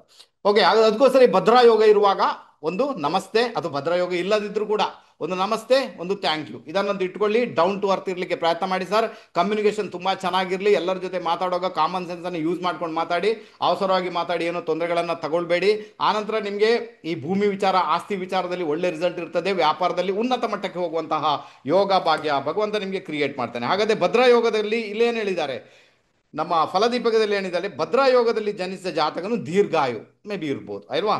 ತೀಕ್ಷ್ಣವಾದ ಬುದ್ಧಿವಂತನು, ಅದೊಂದು 100% ತೀಕ್ಷ್ಣವಾದ ಬುದ್ಧಿವಂತ. ಯಾವುದು ಬುದ್ಧಿವಂತಿಗೆ ಅಷ್ಟು ಚೆನ್ನಾಗಿರ್ತದೆ. ಅವರು ತುಂಬಾನೇ ಕಾಮನ್ ಸೆನ್ಸನ್ನು ಬಳಸುವಂಥ ವ್ಯಕ್ತಿಗಳು. ಅವರು ಪ್ರತಿ ಬಾರಿ ಕೂಡ ಯೋಚನೆ ಮಾಡಿನೇ ಮುಂದುವರಿತಾರೆ, ಪೇಪರ್ ವರ್ಕ್ ಮಾಡಿನೇ ಮುಂದುವರಿತಾರೆ. ಅಂತಹ ವ್ಯಕ್ತಿಗಳಾಗಿರ್ತಾರೆ ಯಾರು, ಭದ್ರಾಯೋಗದಲ್ಲಿ ಜನಿಸಿದವರು. ಓಕೆನಾ? ಸದಾಚಾರಿಯು ಅಲ್ವಾ, ವಿದ್ವಜ್ಜನಪ್ರಿಯನು, ರಾಜ ವೈಭೋಗ ಸಂಪನ್ನ, ಆಸ್ಥಾನ ಸಭೆ ಸಮಾರಂಭಗಳಲ್ಲಿ ತನ್ನ ವಾಕ್ಚಾತುರ್ಯದಿಂದ ಮೆರೆಯುವವನಾಗಿರ್ತಾನೆ. ಆ ವಾಕ್ಚಾತುರ್ಯ ಅವರಲ್ಲಿ ಬರುತ್ತೆ ಸರ್. ಇದು ಭದ್ರಾಯೋಗದಿಂದ ಕ್ರಿಯೇಟ್ ಆಗುವಂಥದ್ದು. ಆ ವಾಕ್ಚಾತುರ್ಯ ಬರುತ್ತೆ, ತುಂಬ ಚೆನ್ನಾಗಿರುತ್ತೆ. ಆ ವಾಕ್ಚಾತುರ್ಯದಿಂದಲೇ ಅವರು ಮುಂದುವರಿತಾರೆ. ಈಗ ನೋಡಿ, ಈಗ ಆ, ಕಪಿಲ್ ಶರ್ಮಾ ಶೋ ಅಲ್ವಾ? ಕಪಿಲ್ ಶರ್ಮಾ ಏನು, ಕಪಿಲ್ ಶರ್ಮಾನಲ್ಲಿ ಏನಿತ್ತು? ಏನಿಲ್ಲ ತಾನೆ, ಅವನಲ್ಲಿ ವಾಕ್ಚಾತುರ್ಯ ಇತ್ತು. ಆ ವಾಕ್ಚಾತುರ್ಯನ ಬಳಸ್ಕೊಂಡು ಇವತ್ತಿಗೆ ಅವನು 300 ಕೋಟಿಯ ಒಡೆಯ. ರೈಟ್ ತಾನೆ? ಅರ್ಥ ಆಯ್ತಾ? ಸೊ ವಾಕ್ಚಾತುರ್ಯನ ಬಳಸ್ಕೊಂಡಿದೆ, ಬೇರೆ ಏನು ಕೂಡ ಬಳಸ್ಕೊಂಡಿಲ್ಲ. ವಾಕ್ಚಾತುರ್ಯ ಇದ್ರೇನು ಸಾಕು, ಅವರು ಚೆನ್ನಾಗಿ ಅದನ್ನ ರೈಟ್ ವೇಲಿ ಯೂಸ್ ಮಾಡಿದಾಗ ಅವ್ರು ಚೆನ್ನಾಗಿರ್ತಾರೆ. ಇಲ್ಲ ವಾಕ್ಚಾತುರ್ಯ ಅಂತಂದ್ರೆ ಇದ್ದವ್ರಿಗೆಲ್ಲ ಬೈಲಿಕ್ಕೆ ಶುರು ಮಾಡಿದರೆ, ಬೇರೆ ಬೇರೆ ವರ್ಡ್ಸ್ ಗೊತ್ತಿದೆ ಅಬ್ಯೂಸ್ ಮಾಡುವಂಥದ್ದು, ಅದೆಲ್ಲ ಇಟ್ಕೊಂಡು ಬೈತಾ ಹೋಗೋದು. ಈಗ ಯಾಕಂದ್ರೆ ಬುಧ ಭದ್ರಯೋಗದಲ್ಲಿದ್ದಾನೆ, ಅವಾಗ ಏನಾಗುತ್ತೆ ಹೇಳಿ? ತೊಂದರೆ ಆಗುತ್ತೆ, ನಿಮಗೆ ಪ್ರಾಬ್ಲಮ್ ಕ್ರಿಯೇಟ್ ಆಗುತ್ತೆ. ರೈಟ್ ತಾನೆ? ಅದಕ್ಕೆ ಬುಧನನ್ನು ಚೆನ್ನಾಗಿ ಇಟ್ಕೊಳ್ಬೇಕಾದ್ರೆ ನಿಮ್ಮ ಬರವಣಿಗೆ ಚೆನ್ನಾಗಿರ್ಬೇಕು. ಅದಕ್ಕೆ ನಾನು ಹೇಳ್ತೀನಿ, ನನ್ನ ಕ್ಲಾಸಲ್ಲಿ ಇರೋರ್ಗೆ ಹೇಳ್ತೀನಿ, ಕಮೆಂಟ್ ಬರೀರಿ ಅಂತ, ಕಮೆಂಟ್ಸ್ ಹಾಕಿ ಅಂತ. ಅದರ ಅರ್ಥ ಏನಾಗುತ್ತೆ ರಾಘವೇಂದ್ರ ಅವರೇ, ನಿಮ್ಮ ಕಮೆಂಟ್ಸಿಂದ ನನಗೇನು ದೊಡ್ಡತನ ಬರುತ್ತೆ? ನಾನು ಹಾಗಲ್ಲ. ನಿಮ್ಮ ಕಮೆಂಟ್ಸ್ ನಮ್ಮನ್ನು ಜೀವಂತವಾಗಿ ಇರಿಸ್ತದೆ, ಅದಂತೂ ಸತ್ಯ. ಬಟ್ ಕಮೆಂಟ್ಸ್ ಬರೆದಾಗ ಏನಾಗುತ್ತೆ, ನಿಮ್ಮ ಬುಧ ರಿಪೇರಿ ಆಗ್ತಾನೆ. ಇದನ್ನ ನಾನು ಹೇಳುವುದು. ಬಟ್ ಅದು ತುಂಬ ಜನಕ್ಕೆ ಅರ್ಥ ಆಗಲ್ಲ. ಎಂಥವರಿಗೆ ಅದು ಇದ್ದದ್ದೇ, ಬರ್ದೇನಾಗಬೇಕು. ಏನು ಮತ್ತೆ ನಾವಾದರೂ ಏನು ಮಾಡ್ಲಿಕ್ಕೆ ಆಗುತ್ತೆ? ಅಷ್ಟು ಹೇಳಿ ಕೂಡ ಅಲ್ವಾ? ನೀವೆಣಿಸ್ಬೋದು ನಿಮ್ಮ ಕಮೆಂಟಿಂದ ನಾನು ಎಲ್ಲೋ ಒಂದು ಕಡೆ ಲಕ್ಷಗಟ್ಟಲೆ ಕಮಾಯಿಸ್ತೇನೆ. ಎಲ್ಲಿ ಆಗುತ್ತೆ ಸರ್? ನಿಮ್ಮ ಕಮೆಂಟಿಂದ ದುಡ್ಡು ಬರುತ್ತೆ ನನಗೆ? ಆ ಇಲ್ಲ ತಾನೇ? ಅದನ್ನು ಓದಿಕೊಂಡು ಮೋಟಿವೇಟ್ ಆಗ್ಬೋದು ಅಷ್ಟೇ, ಬಾಕಿ ಏನು ಕೂಡ ಮಾಡೋಕ್ಕಾಗಲ್ಲ. ಎಷ್ಟೋ ಜನ ನನ್ನ ಗ್ರೂಪಲ್ಲಿ ಕಮೆಂಟ್ಸ್ ಬರದೆ ಅವರು ಬುಧನನ್ನು ರಿಪೇರಿ ಮಾಡ್ಕೊಂಡು ವ್ಯಾಪಾರ ಮಾಡ್ತಾ ಇದ್ದಾರೆ. ಅವ್ರು ತುಂಬ ಚೆನ್ನಾಗಿದ್ದಾರೆ. ಒಬ್ಬರು ಇದ್ದಾರೆ, ಅವರಂತೂ ಪುರ್ಸೊತ್ತೇ ಇಲ್ಲ ಅವ್ರಿಗೆ, ಆ ಥರ ವ್ಯಾಪಾರ ಇದೆ ಅವ್ರಿಗೆ. ಎಲ್ಲ ವಿದೇಶಕ್ಕೆ ಹೋಗೋದು ಬರೋದು ಹೋಗೋದು, ಅವರೇ ಖುದ್ದು ಹೇಳ್ತಾರೆ ಕಮೆಂಟ್ಸ್ ಬರಲಿಕ್ಕೆ ಶುರು ಮಾಡಿದ ನಂತರ ಇದು ಸ್ಟಾರ್ಟ್ ಆಯಿತು ಅಂತ. ಮೊದಲಿಗೆ ಒಂದೆರಡು ಲೈನ್ ಕಮೆಂಟ್ಸ್ ಬರೀತಾ ಇದ್ರು, ಮತ್ತೆ ಉದ್ದುದ್ದ ಕಮೆಂಟ್ಸ್ ಬರಲಿಕ್ಕೆ ಶುರು ಮಾಡಿದ್ರು. ಬುಧ ಒಳ್ಳೆ ರೀತಿಯಲ್ಲಿ ವರ್ಕ್ ಆದ. ದೇಶ ವಿದೇಶ ಸುತ್ತಾ ಇದ್ದಾರೆ. ಈಗ ಕ್ಲಾಸಿಗೆ ಬರಲಿಕ್ಕೆ ಪುರ್ಸೊತ್ತಿಲ್ಲ, ಆ ಪರಿಸ್ಥಿತಿ ಕ್ರಿಯೇಟ್ ಆಗಿದೆ. ಅದಕ್ಕೋಸ್ಕರ ಹೇಳ್ತೀನಿ ಅದನ್ನು ಮಾಡಿ ಅಂತ. ನನಗಂತಲ್ಲ ಸರ್, ಯಾರಿಗಾದರೂ ಕೂಡ. ಅದಕ್ಕೆ ಹೇಳಿದ್ದು ಮೊದಲು ನಮಸ್ತೆ ಮತ್ತೆ ಥ್ಯಾಂಕ್ ಯು. ಅದೊಬ್ಬ ರಿಕ್ಷಾವಾಲನೇ ಇರ್ಬೋದು, ಬೇಕಾದ್ರೆ ಅವನಿಗೂ ಕೂಡ ಮರ್ಯಾದೆ ಕೊಡಬೇಕು ನೀವು. ಅರ್ಥ ಆಯ್ತಾ? ಅವನು ರಿಕ್ಷಾವಾಲ, ದುಡ್ಡು ಕೊಟ್ಟರೆ ಯಾರೂ ಬರೋದಿಲ್ಲ, ಅವನು ಬಂದುಬಿಟ್ಟು ಅವನ ಕೆಲಸ ಮಾಡಿದೆ, ಈಗ ಥ್ಯಾಂಕ್ಸ್ ಹೇಳುದಂಥದ್ದು ಆ ಥರ ಎಣಿಸ್ಕೊಂಡ್ರೆ ಮತ್ತೆ ಹೋಯ್ತು. ಜೀವನ ಇಲ್ಲಿಂದ ಅರ್ಥ ಆಗ್ಬೇಕು ಸರ್. ಜೀವನ ಅಂದ್ರೇನೆ ಹಾಗೇನೆ. ಆ ನಮ್ರತೆ, ಆ ವಿನಮ್ರತೆ ನಮ್ಮಲ್ಲಿ 100% ಇರಬೇಕು. ದಾದಾಗಿರಿ ಯಾವುದು ಕೂಡ ನಡೆಯಲ್ಲ ಅಲ್ವಾ? ಅರ್ಥ ಆಯ್ತು ಅಂತ ಇಟ್ಕೊಳ್ತೇನೆ. ಭದ್ರಯೋಗದ ವಿಷಯ ಗೊತ್ತಾಯ್ತು. ಹಾಗಾದ್ರೆ ಭದ್ರಯೋಗಕ್ಕೆ ಸಂಬಂಧಪಟ್ಟ ಫಲದೀಪಿಕದಲ್ಲಿ ಏನು ಹೇಳಿದರೆ ಗೊತ್ತಾಯ್ತು. ಒಂದೆರಡು ಲೈನ್ ಕೊಟ್ಟಿದ್ದಾರೆ ಅಷ್ಟೇ, ತುಂಬ ಕೊಡಲಿಲ್ಲ, ಅಷ್ಟು ಸಾಕು ಅಲ್ವಾ? ಬುಧ ಅಲ್ಲಿ ಚಂದ್ರ ಕೂಡ ಚೆನ್ನಾಗಿರ್ಬೇಕು ಸರ್. ಚಂದ್ರ ಚೆನ್ನಾಗಿದ್ದಾಗ ಏನಾಗುತ್ತೆ, ನಿಮ್ಮ ಬುದ್ಧಿ ಬಹಳ ಇನ್ನಷ್ಟು ತೀಕ್ಷ್ಣವಾಗಿ ಬಿಡುತ್ತೆ. ಮೆಂಟಲಿ ಪರ್ಫೆಕ್ಟ್, ಬಾಡಿ ಕೂಡ ಪರ್ಫೆಕ್ಟ್. ಬುಧನ ಬಾಡಿ ಹೇಗಿರುತ್ತೆ ಹೇಳಿ? ಬುಧನ ಬಾಡಿ ಅಂದರೆ ಸಾಧಾರಣ 5 ಫೀಟ್ 4 ಇಂಚು. ಓಕೆ, ನೋಡಲಿಕ್ಕೆ ಸ್ವಲ್ಪ ಕುಳ್ಳ, ಬಟ್ ಚುರುಕು, ವಿಪರೀತ ಚುರುಕು. ನೀವು ಹೆಚ್ಚಾಗಿ ನೋಡ್ಕೊಳ್ಬೋದು ದ್ವಾರಕೀಶ್. ರೈಟ್ ತಾನೆ? ದ್ವಾರಕೀಶ್ನ ಹೈಟ್ ಏನುಂಟು ಅದು ಬುಧ. ಇವರಿಗೆಲ್ಲ ಯಾವಾಗ ಒಳ್ಳೇದಾಗುತ್ತೆ? ಈ 5 ಫೀಟ್ 4 ಇಂಚಿನವರಿಗೆ ಅಥವಾ 5 ಫೀಟ್ 3 ಇಂಚಿನವರಿಗೆ ಒಳ್ಳೇದಾಗುವುದು ಯಾವಾಗ? ಅವರಿಗೆ 40 ಬರಬೇಕು ಅವರ ವಯಸ್ಸು. 40 ಬಂದ ನಂತರ ಪ್ರಗತಿ. 40ಗಿಂತ ಮುಂಚೆ ಇಲ್ಲ ಸರ್. ಬೇಕಾದ್ರೆ ನಿಮ್ಮಲ್ಲಿ ಯಾರಲ್ಲೂ 4 ಫೀಟ್ 5 ಫೀಟ್ 4 ಇಂಚ್ ಇದ್ದಾರೆ, 5 ಫೀಟ್ 3 ಇಂಚ್ ಇದ್ದಾರೆ, ಅವ್ರನ್ನ ಟ್ರೈ ಮಾಡಿ ನೋಡಬೇಕಾದ್ರೆ ಅವ್ರು 30ರಿಂದ 39 ಸಮಸ್ಯೆ ಅನುಭವಿಸಿದರೆ 40ರ ನಂತರ ಕಂಡು ಬಿಡ್ತಾರೆ. ಅರ್ಥ ಆಯ್ತಾ? 20ರಿಂದ 29 ಕೂಡ ಆಗೋದಿಲ್ಲ. ಅವರೆಲ್ಲ ಬಿಸ್ನೆಸ್ ಮ್ಯಾನ್ಗಳು, ಅವರು ಬಿಸ್ನೆಸ್ ಮಾಡಿ ಫೇಲ್ಯೂರ್ ಕೂಡ ಆಗಿರ್ತಾರೆ, ಬಟ್ ಮತ್ತೆ ಹೋಗಿ ಸಕ್ಸಸ್ ಕೂಡ ಆಗ್ತಾರೆ, ತೊಂದರೆ ಇಲ್ಲ. ಆ 40ರ ನಂತರದ ಪೀರಿಯಡ್ ಅವರಿಗೆ ತುಂಬ ಚೆನ್ನಾಗಿ ವರ್ಕ್ ಆಗುತ್ತೆ. 30 ವರ್ಷಗಳ ಕಾಲ ಎಂಜಾಯ್ ಮಾಡ್ತಾರೆ. 40ರಿಂದ 49, 50ರಿಂದ 59, 60ರಿಂದ 69 ಇಸ್ ದ ಮಚ್ ಬೆಟರ್. ಅರ್ಥ ಆಯ್ತಾ? ಯಾರೆಲ್ಲ ಇದ್ದೀರಾ ಆ ಹೈಟಲ್ಲಿ ಅವರೆಲ್ಲ ಹಾಗೇನೆ. ಯಾಕಂದ್ರೆ ಸ್ವಲ್ಪ ಸ್ವಲ್ಪ ಟ್ರೈ ಮಾಡಿ ನೋಡಿ, ಸ್ವಲ್ಪ ಪ್ರಾಕ್ಟಿಕಲ್ ಆಗಿ ನೋಡಿ, ದುನಿಯಾವನ್ನು ನೋಡಿ ಪ್ರಾಕ್ಟಿಕಲ್ ಆಗಿ ಯಾರು ಹೇಗೆ ಅಂತ. ಯಾಕಂದ್ರೆ ನಾಳೆ ಒಬ್ಬ ಪ್ರಶ್ನೆ ಕೇಳಲಿಕ್ಕೆ ಬಂದ್ರೆ ನಿಮ್ಗೆ ಗೊತ್ತಾಗಬೇಕು ಈ ಪ್ಲಾನೆಟ್ಸ್ ಯಾವುದು ಅಂತ, ಏನು ಇಟ್ಕೊಂಡು ಬಂದಿದ್ದಾನಂತ ಕೂಡಲೇ ಗೊತ್ತಾಗಬೇಕು ನಿಮ್ಗೆ. ಅದು ನಿಮ್ಮ ಒಂದು ಕಾಮನ್ ಸೆನ್ಸ್, ಮತ್ತೆ ನಿಮ್ಮ ಒಂದು ಕುಶಾಗ್ರಮತಿ, ಮತ್ತೆ ನಿಮ್ಮ ಒಂದು ಅದು ಗ್ರಹಿಸುವ ಶಕ್ತಿ. ಅರ್ಥ ಆಯ್ತಾ? ಅದಕ್ಕೆ ಏನು ಹೇಳ್ಬೋದು ನಾವು? ಇಂಟ್ಯೂಷನ್ ಪವರ್ ಅಂತ ಹೇಳ್ಬೋದು. ಆ ಇಂಟ್ಯೂಷನ್ ಅಲ್ಲಿ ಕೆಲಸ ಮಾಡುತ್ತೆ ಸರ್. ಇಂಟ್ಯೂಷನ್ ಕೆಲಸ ಮಾಡುತ್ತೆ. ಈಗ ನಿಮಗೆ ಗೊತ್ತಾ, ನಿಮಗೆ ಒಂದು ವಿದ್ಯೆ ಗೊತ್ತಿರಬೇಕು, ಅಂಜನ ವಿದ್ಯೆ ಅಂತ. ಅಂಜನದಲ್ಲೆಲ್ಲ ನೋಡಿ ಹೇಳುವವರು ಇದ್ದಾರೆ, ಅಷ್ಟು ಟೆಕ್ನಿಕಲಿ ಅಷ್ಟು ಟ್ಯಾಲೆಂಟೆಡ್ ಇದ್ದಾರೆ. ಈಗ ನಾನು ಅಂಜನದಲ್ಲಿ ನೋಡ್ಲಿಕ್ಕೆ ಹೋಗಲಿಲ್ಲ, ಈಗ ಅದು ಕಾಣುತ್ತೆ ಕಾಣಲ್ಲ ನನಗಂತೂ ಗೊತ್ತಿಲ್ಲ ಸರ್. ಬಟ್ ಹೇಳುವವರು ಹೇಳ್ತಾರೆ ಅಂಜನದಲ್ಲಿ ಆ ರೀತಿ ಕಾಣುತ್ತೆ, ಅದರಲ್ಲೆಲ್ಲ ಹೇಳಲಿಕ್ಕೆ ಆಗುತ್ತೆ, ಎಲ್ಲ ಕಳ್ಳರನ್ನು ಹಿಡಿಲಿಕ್ಕೆ ಆಗುತ್ತೆ. ಅದು ಓಕೆ, ಇರ್ಬೋದು, ವಿದ್ಯೆ ಇರ್ಬೋದು, ನಾನಿಲ್ಲ ಅಂತ ಹೇಳಲ್ಲ. ಬಟ್ ನಮ್ಮಲ್ಲಿ ಒಂದು ಅಂಜನ ಇದೆ, ನಮ್ಮಲ್ಲಿ ಅಲ್ವಾ? ಆ ಅಂಜನ ಮೊಬೈಲ್ನಲ್ಲಿ ನೋಡುವಂಥದ್ದು. ಅರ್ಥ ಆಯ್ತು ನಿಮ್ಗೆ? ನಂದು ಮೊಬೈಲ್ ಅಂಜನ, ನಾನು ಮೊಬೈಲಲ್ಲಿ ನೋಡ್ತೇನೆ. ಅದನ್ನು ಆಲ್ಮೋಸ್ಟ್ ಕಳಿಸ್ಕೊಟ್ಟಿದ್ದೇನೆ. ಇನ್ನು ಈಗ ನಾಳ್ದು ಕ್ಲಾಸ್ ಸ್ಟಾರ್ಟ್ ಆಗುತ್ತೆ 24ನೇ ತಾರೀಕಿಗೆ, ಅದರಲ್ಲಿ ಕಲಿಸ್ಕೊಡ್ತೇನೆ ಈ ಅಂಜನವನ್ನು ಹೇಗೆ ಯೂಸ್ ಮಾಡಬೇಕಂತ. ಅವ್ರು ಮಾಡಿದಾಗ ಅವ್ರಿಗೆ ಗೊತ್ತಾಗುತ್ತೆ ಸರ್. ಮುಂದೆ ಏನಾಗುತ್ತದೆ. ಈಗ ಒಬ್ಬರಿಗೆ ಮದುವೆ ಆಗಬೇಕು, ಅಂಜನ ಉಂಟಲ್ಲಿ, ಅಂಜನ ಹಾಕಿ ಸರ್, ಅದರಲ್ಲಿ ನಿಮ್ಮ ಮೊಬೈಲಲ್ಲಿ ಹಾಕಿ ಅಂಜನ, ಅಲ್ವಾ? ಇಷ್ಟವರೆಗೆ ಯಾರಿಗೂ ಹೇಳಲಿಲ್ಲ ಸರ್. ಅದು ನಾನು ಹೇಳಿಕೊಟ್ಟದ್ದು ಬೇರೆ ರೂಪ, ಅರ್ಥ ಆಯ್ತಾ ಶಿವರಾಮ್ ಅವರೇ? ನೆಕ್ಸ್ಟ್ ಕ್ಲಾಸಲ್ಲಿ ಹೇಳಿಕೊಡೋದೇ ಬೇರೆ ರೂಪ, ಅರ್ಥ ಆಯ್ತಾ? ಯಾವುದು ಕೂಡ ಒಂದೇ ಥರ ಇರಲ್ಲ, ಅಲ್ಲಿ ಹೇಳಿಕೊಡದೆ ಬೇರೆ, ಇಲ್ಲಿ ಹೇಳಿಕೊಡದೆ ಬೇರೆ, ಅದು ಇರುತ್ತೆ, ಇದು ಕೂಡ ಇರುತ್ತೆ. ಬಟ್ ನಮ್ಮದು ಅಂಜನನೇ ಬೇರೆ. ಅದನ್ನು ಕಲಿಸಿಕೊಂಡು ನೋಡಿ ನೀವು ಮೊಬೈಲಲ್ಲಿ, ನಿಮಗೆ ಅದು ರಿಸಲ್ಟ್ ಹೇಗೆ ಬರುತ್ತೆ ಅಂತ ಗೊತ್ತಾಗ್ತದೆ. ಒಬ್ಬ ವ್ಯಕ್ತಿ ಬಗ್ಗೆ ತಿಳ್ಕೊಳ್ಬೇಕು, ನಿಮ್ಮ ಮಕ್ಕಳ ಬಗ್ಗೆ ತಿಳ್ಕೊಬೇಕು, ಅದೊಂದು ಪ್ರಶ್ನೆ ಬಂತು ಅದಕ್ಕೆ ಏನು ಉತ್ತರ ಕೊಡಬೇಕು, ಒಬ್ಬ ಬಿಸ್ನೆಸ್ ಮಾಡ್ತಾನೆ ಅದು ಹೇಗೆ ಆಗ್ಬೇಕಂತ ಹೇಳಬೇಕು, ಅದು 100% ರಿಸಲ್ಟ್ ಕೊಡ್ತೇನೆ. 100 ಆಚೆ ಈಚೆ ಆಗುವುದೇ ಇಲ್ಲ. ಬಟ್ ಬುಧ ಚೆನ್ನಾಗಿರ್ಬೇಕು ಜಾತಕದಲ್ಲಿ, ಗ್ರಹಣ ಶಕ್ತಿ ಅಷ್ಟು ಚೆನ್ನಾಗಿರ್ಬೇಕು, ಗ್ರಹಿಸುವಿಕೆ ಅಷ್ಟು ಚೆನ್ನಾಗಿರ್ಬೇಕು, ಆವಾಗ ಅದು ಕೆಲಸ ಮಾಡುತ್ತೆ. ಅರ್ಥ ಆಯ್ತು ನಿಮ್ಗೆ? ಯಾರೆಲ್ಲ ಕ್ಲಾಸ್ಗೆ ಜಾಯ್ನ್ ಆಗ್ತೀರೋ ಅವ್ರಿಗೆ ಗೊತ್ತಾಗುತ್ತೆ. ಮತ್ತೆ ಹೆದರಿಕೆನೇ ಇರಲ್ಲ ಸರ್, ಯಾವುದೇ ಪ್ರಶ್ನೆ ಮಾಡಿ ಲೀಲಾಜಾಲವಾಗಿ ಆನ್ಸರ್ ಮಾಡ್ಬೋದು, ಅಲ್ವಾ? ನಾನು ಹೇಳ್ತೀನಿ 1 ನಿಮಿಷ ಪ್ರೆಡಿಕ್ಷನ್ ಅಂತ, 1 ಮಿನಿಟ್ ಪ್ರೆಡಿಕ್ಷನ್ ಟೆಕ್ನಿಕ್. ಆ 1 ನಿಮಿಷದಲ್ಲಿ ಆನ್ಸರ್ ಬರುತ್ತೆ, ವಿದಿನ್ 1 ಮಿನಿಟ್. ಓಕೆನಾ? ಅರ್ಥ ಆಯ್ತು ಅಂತ ಇಟ್ಕೊಳ್ತೇನೆ. ಭದ್ರಯೋಗದಲ್ಲಿ ಜನಿಸುವವರಿಗೆ ಇದು ಬಹಳ ವಿಶೇಷ. ಗ್ರಹಣ ಶಕ್ತಿ ಇರ್ತದೆ, ಗ್ರಹಿಸುವ ಶಕ್ತಿ ಇರ್ತದೆ, ಇಂಟ್ಯೂಷನ್ ಪವರ್ ಇರ್ತದೆ, ಅಲ್ವಾ? ಆನಂತರ ಪುರುಷೋತ್ತಮ ಅವರೇ, ಆನಂತರ ಅವರಲ್ಲಿ ವಿದ್ಯೆ ಕೂಡ ಇರ್ತದೆ, ಜ್ಞಾನಾರ್ಜನೆ ತುಂಬ ಮಾಡಿರ್ತಾರೆ. ಈಗ ನಿಮ್ಗೆ ಯಾರಿಗದು ಬುಧ ದೇಶ ನಡೀತಾ ಅಂತ ಇಟ್ಕೊಳ್ಳೋಣ, ನಾನು ಹೇಳ್ತೀನಿ ನಿಮಗೆ ಬುಧ ದೇಶ ನಡೀತಾ ಉಂಟು, ಯಾರಿಗೆ ಬುಧ ದೇಶ ನಡೀತಾ ಉಂಟು ಅವರ ಮನೆಯಲ್ಲಿ ಒಮ್ಮೆ ಹೋಗಿ ನೋಡಿ ಸರ್. ನಾನು ಹೇಳ್ತೀನಿ ಅವರ ಮನೆಯಲ್ಲಿ ಒಂದಷ್ಟು ಗ್ರೀನರಿ ಇರುತ್ತೆ, ಅಲ್ವಾ ಸೋಮಣ್ಣ ಅವರೇ? ಮತ್ತೆ ಒಂದಷ್ಟು ಬುಕ್ಸ್ ಇರುತ್ತೆ. ಯಾವುದು ಕೂಡ ಎಲ್ಲಾದರೂ ಬುಕ್ ಸ್ಟಾಲಲ್ಲಿ ನಿಂತಿರ್ತಾರೆ, ಬುಧ ದೇಶ ನಡೀತಾ ಇರ್ತದೆ, ಬುಕ್ ಸ್ಟಾಲಲ್ಲಿ ನಿಲ್ತಾರೆ, ಹ್ಯಾಂಗ್ ಅದನ್ನು ತೆಗೆದ್ರು, ತಗೊಂಡು ಬಂದರು, ಇಟ್ರು ಮನೆಯಲ್ಲಿ. ಇನ್ನೊಂದಿತ್ತು ಅಲ್ಲ, ಟ್ಯಾಂಗ್ ತಗೊಂಡು ಬಂದರು, ಮನೆಯಲ್ಲಿ ಇಟ್ರು. ಓಕೆನಾ? ಈಗ ಓದ್ತಾರೆ ಇಲ್ಲ ಸೆಕೆಂಡರಿ, ಬಟ್ ಬುಕ್ಸನ್ನು ನೋಡಿ ಆಕರ್ಷಣೆಯಾಗಿ ತರುವುದಂತೂ ಪಕ್ಕ 100%. ಇದು ಬೇಕಾದ್ರೆ ಟ್ರೈ ಮಾಡಿ ನೋಡಿ, ಯಾರೆಲ್ಲ ಬುಧ ದೇಶ ನಡೀತಾ ಅವರೆಲ್ಲ ನೋಡಿಕ್ಬೇಕಾದ್ರೆ, ಅಲ್ವಾ ಶಾರದಾ ಅವರೇ? ಅರ್ಥ ಆಯ್ತಾ ನಿಮಗೆ? ಎಲ್ಲರೂ ಮಾಡ್ತಾರೆ. ಅಂದರೆ ಅವನ ಮನೆಯಲ್ಲಿ ಬುಕ್ಸ್ ನೋಡಿನೇ ಹೇಳ್ಬೋದು ಇಲ್ಲಿ ಯಾರಿಗೂ ಬುಧ ದೇಶ ಬಂದು ಹೋಗಿದೆ ಅಂತ, ಅಲ್ವಾ ಜ್ಯೋತಿ ಲಕ್ಷ್ಮಿ? ಅರ್ಥ ಆಯ್ತಾ ನಿಮಗೆ? ಕೇತು ದಶೆ ನಡೆಯುವಾಗ ದೇವರ ವಿಗ್ರಹ ತರ್ತೀರಾ, ದೇವರ ಫೋಟೋ ತರ್ತೀರಾ, 100% ತರ್ತೀರಾ ನೀವು? ಬೇಕಾದ್ರೆ ಟ್ರೈ ಮಾಡಿ. ಯಾರಿಗೆಲ್ಲ ಕೇತು ದಶೆ ನಡೆದ ನೀವು ತರದೆ ಎಲ್ಲಿ ಹೋಗ್ತೀರಾ? ನೀವು ತರಲೇಬೇಕು, ನೀವು ತಂದೇ ತರ್ತೀರಾ, ರೈಟಾ? ಇದು ದಶಾಭುಕ್ತಿಯ ಇಂಪ್ಯಾಕ್ಟ್, ಅದು ಗೊತ್ತಾಯ್ತು ಅಂತ ಇಟ್ಕೊಳ್ತೇನೆ. ಓಕೆನಾ? ಪುಸ್ತಕ ಓದಿ ಅಂತ ಹೇಳಿದೆ, ಪ್ರತಿದಿನ ಪುಸ್ತಕ ಓದಿ ಬರೆಯಿರಿ, ಅಲ್ವಾ? ನಿಮ್ಮ ನಿಮ್ಮ ಬರವಣಿಗೆ ಅಂತ ಏನೋದು ಬುಧನಿಂದ, ಫೋನ್ ನಂಬರ್ ಏನೋದು ಬುಧನಿಂದ, ಕಮ್ಯುನಿಕೇಶನ್ ಬುಧನಿಂದ, ವ್ಯಾಪಾರ ಬುಧನಿಂದ, ಸಂಬಂಧಗಳು ಬುಧನಿಂದ, ಮತ್ತೆ ನಿಮ್ಮ ಮೆಂಟಲ್ ಮತ್ತೆ ನರ ಪೂರ್ತಿ ಸ್ಟ್ರಾಂಗ್ ಇರಬೇಕಲ್ವ, ಅದು ಬುಧನಿಂದ, ಅಲ್ವಾ? ಓಕೆನಾ? 50 ವರ್ಷ ಆದರೂ ಕೂಡ 35 ವರ್ಷ ಥರ ಕಾಣಬೇಕು, ಅದು ಬುಧನಿಂದ. ಬುಧ ಚೆನ್ನಾಗಿದ್ರೇನೆ ಆ ಥರ ಕಾಣೋದು, ಅನ್ಯತೆ ಕಾಣಕ್ಕಾಗಲ್ಲ.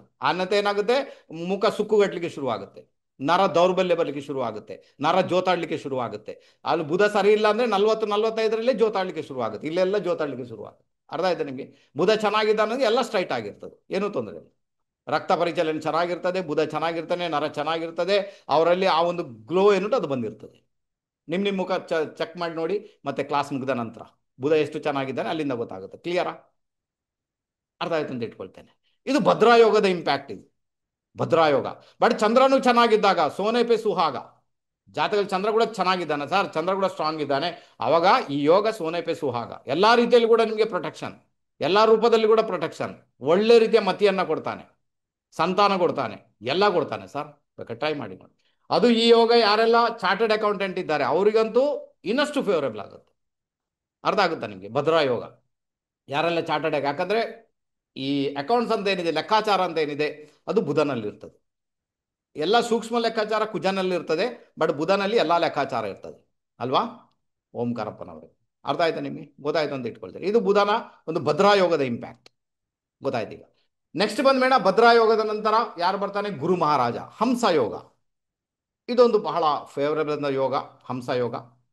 ಜಾತಕದಲ್ಲಿ ಮೀನ ರಾಶಿಯಲ್ಲಿ, ಧನು ರಾಶಿಯಲ್ಲಿ ಅಥವಾ ಕರ್ಕಾಟಕ ರಾಶಿಯಲ್ಲಿ ಗುರು ಬಂದು ಆತ ಲಗ್ನಕ್ಕೆ ಕೇಂದ್ರದಲ್ಲಿ ಬಂದಾಗ ಈ ಯೋಗ ಪರ್ಫಾರ್ಮ್ ಆಗುತ್ತೆ.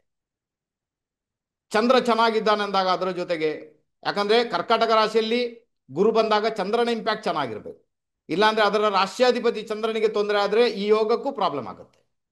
ಅರ್ಥ ಆಯ್ತಾ? ಈಗ ನೋಡಿ, ಈಗ ಕರ್ಕಾಟಕ ರಾಶಿಯಲ್ಲಿ ಗುರು ಹೋಗ್ತಾ ಇದ್ದಾನೆ ಅಲ್ವಾ? ಸೊ ಯಾರಿಗೆ ಮೇಷ ಲಗ್ನದವರಿಗೆ, ಕರ್ಕಾಟಕ ಲಗ್ನದವ್ರಿಗೆ, ಮಕರ ಲಗ್ನದವ್ರಿಗೆ, ತುಲಾ ಲಗ್ನದವ್ರಿಗೆ, ಅಂದ್ರೆ ಆ ಲಗ್ನದಲ್ಲಿ ಯಾರೆಲ್ಲ ಜನನಾಗ್ತಾರೆ ಈಗ ಅವ್ರಿಗೆ ಹಂಸಯೋಗ ಕ್ರಿಯೇಟ್ ಆಗುತ್ತೆ. ಅರ್ಥ ಆಯ್ತಾ? ಚರತತ್ವದ ರಾಶಿಗಳಲ್ಲಿ ಯಾರು ಜನನಾಗ್ತಾರೆ ಅವ್ರಿಗೆ ಈ ಯೋಗ ಕ್ರಿಯೇಟ್ ಆಗುತ್ತೆ ಈಗ, ರೈಟಾ? ಆನಂತರ ಮೀನರಾಶಿ, ಕನ್ಯಾ, ದ್ವಿಸ್ವಭಾವದ ರಾಶಿಗಳಿಗೆ ಈ ಯೋಗ ಕ್ರಿಯೇಟ್ ಆಗುತ್ತೆ. ಓಕೆ, ಸೊ ಈ ಯೋಗ ಕ್ರಿಯೇಟ್ ಆದರೆ ಪರವಾಗಿಲ್ಲ. ಬಟ್ ಕರ್ಕಾಟಕ ರಾಶಿಯಲ್ಲಿ ಬಂದಾಗ ಮಾತ್ರ ನೋಡ್ಕೊಳ್ಳಿ. ಈಗ ಧನು ರಾಶಿಯಲ್ಲಿ ಬಂದ ಆತನದೇ ರಾಶಿ, ತೊಂದರೆ ಇಲ್ಲ. ಮೀನ ರಾಶಿಯಲ್ಲಿ ಬಂದ ಆತನದೇ ರಾಶಿ. ಅದೇ ಕರ್ಕಾಟಕ ರಾಶಿಯಲ್ಲಿ ಬಂದಾಗ ಚಂದ್ರ ಒಬ್ಬ ಇದ್ದಾನಲ್ಲೋ ಅದರ ಡಿಸ್ಪೋಸಿಟರ್. ಅಂದ್ರೆ ಆ ಭಾವಕ್ಕೆ ಏನು ಎನರ್ಜಿಯನ್ನು ಕ್ರಿಯೇಟ್ ಮಾಡೋದು ಚಂದ್ರನಿಂದ. ಹಾಗಾದ್ರೆ ಚಂದ್ರ ಮ್ಯಾಲಿಫಿಕ್ ಇನ್ಫ್ಲುಯೆನ್ಸ್ಗೆ ಬಂದಾಗ ಮೇ ಬಿ ಯೋಗ ಇದ್ದು ಕೂಡ ಒಂದು ವೇಳೆ ಅಲ್ವಾ ಆ ಪ್ರಾಬ್ಲಮ್ ಅನ್ನು ಕ್ರಿಯೇಟ್ ಮಾಡೋ ಸಾಧ್ಯತೆ ಇದೆ. ರೈಟಾ? ಓಕೆನಾ ರಂಜಿನಿ ಅವರು? ಅರ್ಥ ಆಗುತ್ತಾ? ಈ ಯೋಗ ಎಲ್ಲೋ ಒಂದ್ ಕಡೆ ಪಿಡಿದಿನ್ನುವಂಥ ಸಾಧ್ಯತೆ. ಯಾವಾಗೆಲ್ಲ ಹಂಸ ಯೋಗ ಕ್ರಿಯೇಟ್ ಆಗುತ್ತೆ ಅದೃಷ್ಟವಂತರು ಸರ್ ನೀವು. ನಿಜವಾಗಿಯೂ ಎಲ್ಲೋ ಒಂದ್ ಕಡೆ ತುಂಬಾ ಸಮಾಜ ಸೇವೆ ಮಾಡಿ ಬಂದಿರಬೇಕು, ಅದಕ್ಕೆ ನಿಮಗೆ ಆ ಒಂದು ಹಂಸ ಯೋಗ ಕ್ರಿಯೇಟ್ ಆಗಿದೆ. ತುಂಬಾ ಸಮಾಜ ಸೇವೆ, ದೀನ ದಲಿತರ ಸೇವೆ ಅದೆಲ್ಲ ಮಾಡಿ ನೀವು ಬಂದಿರಬೇಕು. ಒಳ್ಳೆ ನಾಲೆಜ್ ಅನ್ನ ಕೊಡ್ತಾನೆ ಅಲ್ವಾ? ಈಗ ಎಣಿಸ್ಕೊಳ್ಳಿ, ಕರ್ಕಾಟಕ ಲಗ್ನದ ಜಾತಕ, ಲಗ್ನದಲ್ಲಿನೇ ಗುರು ಬಂದ್ಬಿಟ್ಟ, ಕರ್ಕಾಟಕ ರಾಶಿಯಲ್ಲಿನೇ ಗುರು ಬಂದ್ಬಿಟ್ಟ, ಚಂದ್ರ ಕೂಡ ಅಲ್ಲೇ ಬಂದ್ಬಿಟ್ಟ. ಆವಾಗ ಏನಾಯ್ತು, ಒಂದು ಯೋಗ ಕ್ರಿಯೇಟ್ ಆಯ್ತು ಹಂಸ ಯೋಗ, ಎರಡನೇ ಯೋಗ ಕ್ರಿಯೇಟ್ ಆಯ್ತು ಗಜಕೇಸರಿ ಯೋಗ, ಮೂರನೇ ಯೋಗ ಕ್ರಿಯೇಟ್ ಆಯ್ತು ದಿಗ್ಬಲಿ ಆತ. ಯಾರು? ಗುರು ಲಗ್ನದಲ್ಲಿ ದಿಗ್ಬಲಿ ಆಗ್ತಾನೆ. ಹಾಗಾದ್ರೆ ಯಾವಾಗ ಕರ್ಕಾಟಕ ಲಗ್ನಕ್ಕೆ ಗುರು ಬಂದ್ಬಿಟ್ಟ ಅಲ್ಲಿ, ಆತ ಈ ಯೋಗಗಳನ್ನ ಕ್ರಿಯೇಟ್ ಮಾಡ್ತಾನೆ. ಹೆಲ್ತ್ ಕೂಡ ಪ್ರಾಬ್ಲಮ್ ಕ್ರಿಯೇಟ್ ಮಾಡ್ತಾನೆ, ಆಯ್ತಾ? ಯಾಕಂದ್ರೆ 6ನೇ ಮನೆ ಅಧಿಪತಿ, ಆತನ ಮೂಲ ತ್ರಿಕೋನ ರಾಶಿ 6ನೇ ಮನೆಯಲ್ಲಿ ಉಂಟು. ಹೆಲ್ತ್ ಕೂಡ ಪ್ರಾಬ್ಲಮ್ ಕ್ರಿಯೇಟ್ ಮಾಡ್ತಾನೆ. ಜಾಗರೂಕರಾಗಿರ್ಬೇಕು. ಬಟ್ ಯೋಗ ಪರ್ಫಾರ್ಮ್ ಆಗುತ್ತೆ ಯಾವಾಗ ಗುರು ಚೆನ್ನಾಗಿರ್ತಾನಲ್ಲೋ ಜಾತಕದಲ್ಲಿ, ಅಥವಾ ಈ ಒಂದು ಹಂಸ ಯೋಗದಲ್ಲಿ ಗುರು ಇರ್ತಾನಲ್ಲ, ಅವಾಗ ಏನಾಗುತ್ತೆ ಗೊತ್ತಾ? ಆ ಒಂದು ಸಾಂಸಾರಿಕ ಸುಖ, ಒಳಗಿಂದ ಬರುವಂತ ಖುಷಿ ಏನಿದೆ ಅದು ಗುರುವಿನಿಂದ ಬರುತ್ತೆ. ಅದು ಶಾಶ್ವತ ಖುಷಿ ಇರುತ್ತೆ ಸರ್. ಈಗ ನಿಮ್ಮ ಶುಕ್ರನಿಂದ ಬರುವಂತ ಖುಷಿ ಮೆಟೀರಿಯಲಿಸ್ಟಿಕ್, ಅದು ಏನೇ ಇದ್ರೂ ಭೌತಿಕ ಸುಖ ಅಲ್ವಾ? ಬಟ್ ಇಲ್ಲಿಂದ ಚೈತ್ರ ಅವರೇ, ಇಲ್ಲಿಂದ ಏನಾಗುತ್ತೆ, ಗುರುವಿನಿಂದ ಏನಾಗುತ್ತೆ, ರಿಯಲ್ ಸುಖ ಸಿಗುತ್ತೆ. ಅದರಲ್ಲಿ ಯಾವುದು ಕೂಡ ಮೆಟೀರಿಯಲಿಸ್ಟಿಕ್ ಅಂತ ಇರುವುದಿಲ್ಲ. ಯಾವುದೇ ಒಂದು ವಸ್ತುವಿಗೆ ಒಳಗಾಗಿ ನೀವು ಸುಖ ಅನುಭವಿಸುವುದಿಲ್ಲ, ಯಾವುದೇ ಒಂದು ವ್ಯಕ್ತಿಗೆ, ಯಾವುದೇ ಒಂದು ವಸ್ತುವಿಗೆ ಒಳಗೆ ಸುಖ ಅನುಭವಿಸ್ತಿಲ್ಲ. ಅದು ನಿಮ್ಮ ಒಳಗಿಂದ ಬರುವಂತಹ ಖುಷಿ, ಆ ಒಳಗಿಂದ ಬರುವಂತಹ ಸುಖ. ಅರ್ಥ ಆಗುತ್ತಾ? ಅದನ್ನು ನೀವು ಅನುಭವಿಸ್ತೀರಾ. ಶರೀರದಲ್ಲಿ ಸೆರಟಾನಿನ್ ಎನ್ನುವಂತಹ ಒಂದು ಕೆಮಿಕಲ್ ರಿಲೀಸ್ ಆಗುತ್ತೆ, ಸೆರಟಾನಿನ್. ಅದೇನು ಮಾಡುತ್ತೆ, ನಿಮಗೆ ಖುಷಿ ಕೊಡುತ್ತೆ ಅಲ್ವಾ? ಈಗ ಅದು ಯಾವ ಖುಷಿ ಕೊಡುತ್ತೆ? ಯಾವಾಗ ನೀವು ತಾಯಿಯನ್ನು ಅಪ್ಪಿಕೊಳ್ತೀರಾ, ಮಕ್ಕಳನ್ನು ಅಪ್ಪಿಕೊಳ್ತೀರಾ, ಅಥವಾ ಪ್ರಿಯತಮೆಯನ್ನು ಅಪ್ಪಿಕೊಳ್ತೀರಾ, ಹೆಂಡತಿಯನ್ನು ಅಪ್ಪಿಕೊಳ್ತೀರಾ. ಹೆಂಡತಿಯನ್ನು ಅಪ್ಪಿಕೊಳ್ಳುವಾಗ ಸೆರಟಾನಿನ್ ಬರಲ್ಲ, ಅದು ಫಸ್ಟಿಗೆ ಮಾತ್ರ ಬಂದಿರುತ್ತೆ, ಮತ್ತೆ ಮತ್ತೆ ಅದರಲ್ಲಿ ಇರಲ್ಲ. ಮತ್ತೆ ಮಕ್ಕಳನ್ನು, ತಾಯಿಯನ್ನು ಅಲ್ವಾ, ಅಥವಾ ಪ್ರಿಯತಮೆಯನ್ನು ಅಪ್ಪಿಕೊಂಡಾಗ ಸೆರಟಾನಿನ್ ಎನ್ನುವಂತಹ ಒಂದು ಇದು ಕ್ರಿಯೇಟ್ ಆಗುತ್ತೆ. ಓಕೆ, ಒಂದು ಕೆಮಿಕಲ್ ರಿಲೀಸ್ ಆಗುತ್ತೆ. ಅದೇನು ಮಾಡುತ್ತೆ, ನಿಮಗೆ ಖುಷಿ ಕೊಡುತ್ತೆ. ಅದೇ ಖುಷಿಯನ್ನ ಈ ಯಾರು ಕೊಡ್ತಾರೆ? ಹಂಸಯೋಗದ ಗುರು ಕೊಡ್ತಾರೆ. ಅರ್ಥ ಆಗುತ್ತಾ? ಬಹಳ ವಿಶೇಷ ಹಂಸಯೋಗದ ಗುರು ಕೊಡ್ತಾರೆ. ತುಂಬಾ ಚೆನ್ನಾಗಿ ವರ್ಕ್ ಆಗುತ್ತೆ ಸರ್. ಯಾರಿಗೆಲ್ಲ ಖುಷಿ ಬೇಕು, ಒಮ್ಮೆ ತಾಯಿಯನ್ನ ಅಪ್ಪಿಕೊಂಡು ನೋಡಿ, ಒಮ್ಮೆ ತಾಯಿಯ ಮಡಿಲಲ್ಲಿ ಮಲಗಿ ನೋಡಿ. ಆಗ ಸೆರಟೋನಿನ್ ರಿಲೀಸ್ ಆಗುತ್ತೆ, ಖುಷಿ ಬರಲಿಕ್ಕೆ ಶುರು ಆಗುತ್ತೆ. ತಾಯಿಯ ತೊಡೆಯಲ್ಲಿ ಮಲಗಿದ್ರಿ, ತಾಯಿ ತಲೆಯನ್ನು ನೇವರಿಸ್ತಾ ಇದ್ದಾಳೆ, ಇದಕ್ಕಿಂತ ಸುಖ ಬೇರೆ ಇಲ್ಲ ಸರ್. ಬೇರೆ ಟ್ರೈ ಮಾಡಿ ನೋಡಿ. ಮಕ್ಕಳನ್ನು ಅಪ್ಪಿಕೊಂಡಾಗ ಕೂಡ ಹಾಗೇನೆ ಆಗುತ್ತೆ. ತುಂಬಾ ಚೆನ್ನಾಗಿ ವರ್ಕ್ ಆಗುತ್ತೆ. ಸೆರಟೋನಿನ್ ಕ್ರಿಯೇಟ್ ಆಗುತ್ತೆ, ನಿಮ್ಗೆ ಅಷ್ಟು ಖುಷಿ ಕೊಡುತ್ತೆ. ಅದೇ ಖುಷಿಯನ್ನ ಇಲ್ಲಿ ಗುರು ಮಹಾರಾಜ ಬೈ ಡಿಫಾಲ್ಟ್ ಆಗಿ ಕೊಡ್ತಾ ಇರ್ತಾನೆ ಈ ಸಂದರ್ಭದಲ್ಲಿ. ಹಾಗಾದ್ರೆ ಇಲ್ಲೇನಾಗುತ್ತೆ ನಿಮಗೆ? ಒಂದನೇದಾಗಿ ನೋಡಿ, ಗುರು ಬಂದು ಯಾರು? ಗುರು ಬಂದು ನಿಮ್ಮ ಪುತ್ರಕಾರಕ, ಗುರು ಬಂದು ಧನಕಾರಕ, ಗುರು ಬಂದು ಅಭಿವೃದ್ಧಿ ಕಾರಕ, ಗುರು ಬಂದು ಭಾಗ್ಯಕಾರಕ, ಲಾಭಕಾರಕ, ಎಲ್ಲವೂ ಕೂಡ ಆತಾನೆ. ರೈಟ್ ತಾನೆ? ಸಾಕು ಪ್ರಾಣಿಗಳನ್ನು ಕೂಡ ಅಲ್ವಾ? ಕೆಲವರಿಗೆ ಬೆಕ್ಕು ಇಷ್ಟ ಆಗುತ್ತೆ, ನಾಯಿ ಇಷ್ಟ ಆಗುತ್ತೆ, ಓಕೆನಾ, ತೊಂದರೆ ಇಲ್ಲ. ಯಾವ್ದಿಷ್ಟಾನೋ ಅದನ್ನ ಅಪ್ಪಿಕೊಂಡಾಗೋದು ಬಂದೇ ಬರ್ತದೆ ಅಲ್ವಾ? ರಾಘವೇಂದ್ರ ಅವರು. ಓಕೆ, ಸೊ ಈ ಒಂದು ಗುರು ಏನ್ ಮಾಡ್ತಾನೆ? ಅಭಿವೃದ್ಧಿ ಮಾಡಿಸ್ತಾನೆ, ಎಲ್ಲಾ ರೀತಿಯ ಸುಖ ಸಂಪದಗಳನ್ನು ಕೊಡ್ತಾನೆ, ಖುಷಿ ಕೊಡ್ತಾನೆ. ವಿಶೇಷವಾಗಿ ನಿಮ್ಮ ಮಕ್ಕಳು ಚೆನ್ನಾಗಿರ್ತಾರೆ, ನಿಮ್ಮ ವಿದ್ಯೆ ಚೆನ್ನಾಗಿರ್ತದೆ. ಅದೇ ಕರ್ಕಾಟಕ ಲಗ್ನ ಕೇಳಿದ್ನಲ್ವ, ಕರ್ಕಾಟಕ ಲಗ್ನ ಲಗ್ನದಲ್ಲೇ ಬಂದ್ಬಿಟ್ಟ, ಅಥವಾ ಧನುರ್ ಲಗ್ನ ಲಗ್ನದಲ್ಲೇ ಗುರು ಬಂದ್ಬಿಟ್ಟ, ಅಥವಾ ಮೀನ ಲಗ್ನ ಲಗ್ನದಲ್ಲೇ ಗುರು ಬಂದ್ಬಿಟ್ಟ, ಅವಾಗ ಏನಾಯ್ತು? ಲಗ್ನದಲ್ಲಿ ದಿಗ್ಬಲ ಕೂಡ ಬಂತು, ಆನಂತರ ಈ ಒಂದು ಹಂಸ ಯೋಗ ಕೂಡ ಕ್ರಿಯೇಟ್ ಆಯ್ತು. ಎರಡೆರಡು ಕಡೆ ಇಂಪ್ಯಾಕ್ಟ್ ಆಯ್ತು. ಈಗ ಅದರಲ್ಲೂ ಕೂಡ ಚಂದ್ರನು ಚೆನ್ನಾಗಿದ್ದಾನಂದಾಗ ಸೋನೆ ಪೆ ಸುಹಾಗ, ಆವಾಗ ಈ ಒಂದು ಹಂಸ ಯೋಗ ಮಚ್ ಬೆಟರ್, ತುಂಬಾ ಚೆನ್ನಾಗಿ ವರ್ಕ್ ಆಗುತ್ತೆ. ಅದೃಷ್ಟವಂತರಿಗೆ ಇದೆಲ್ಲ ಇರ್ತದೆ. ಇಲ್ಲಾಂದ್ರೆ ಏನಾಗುತ್ತೆ?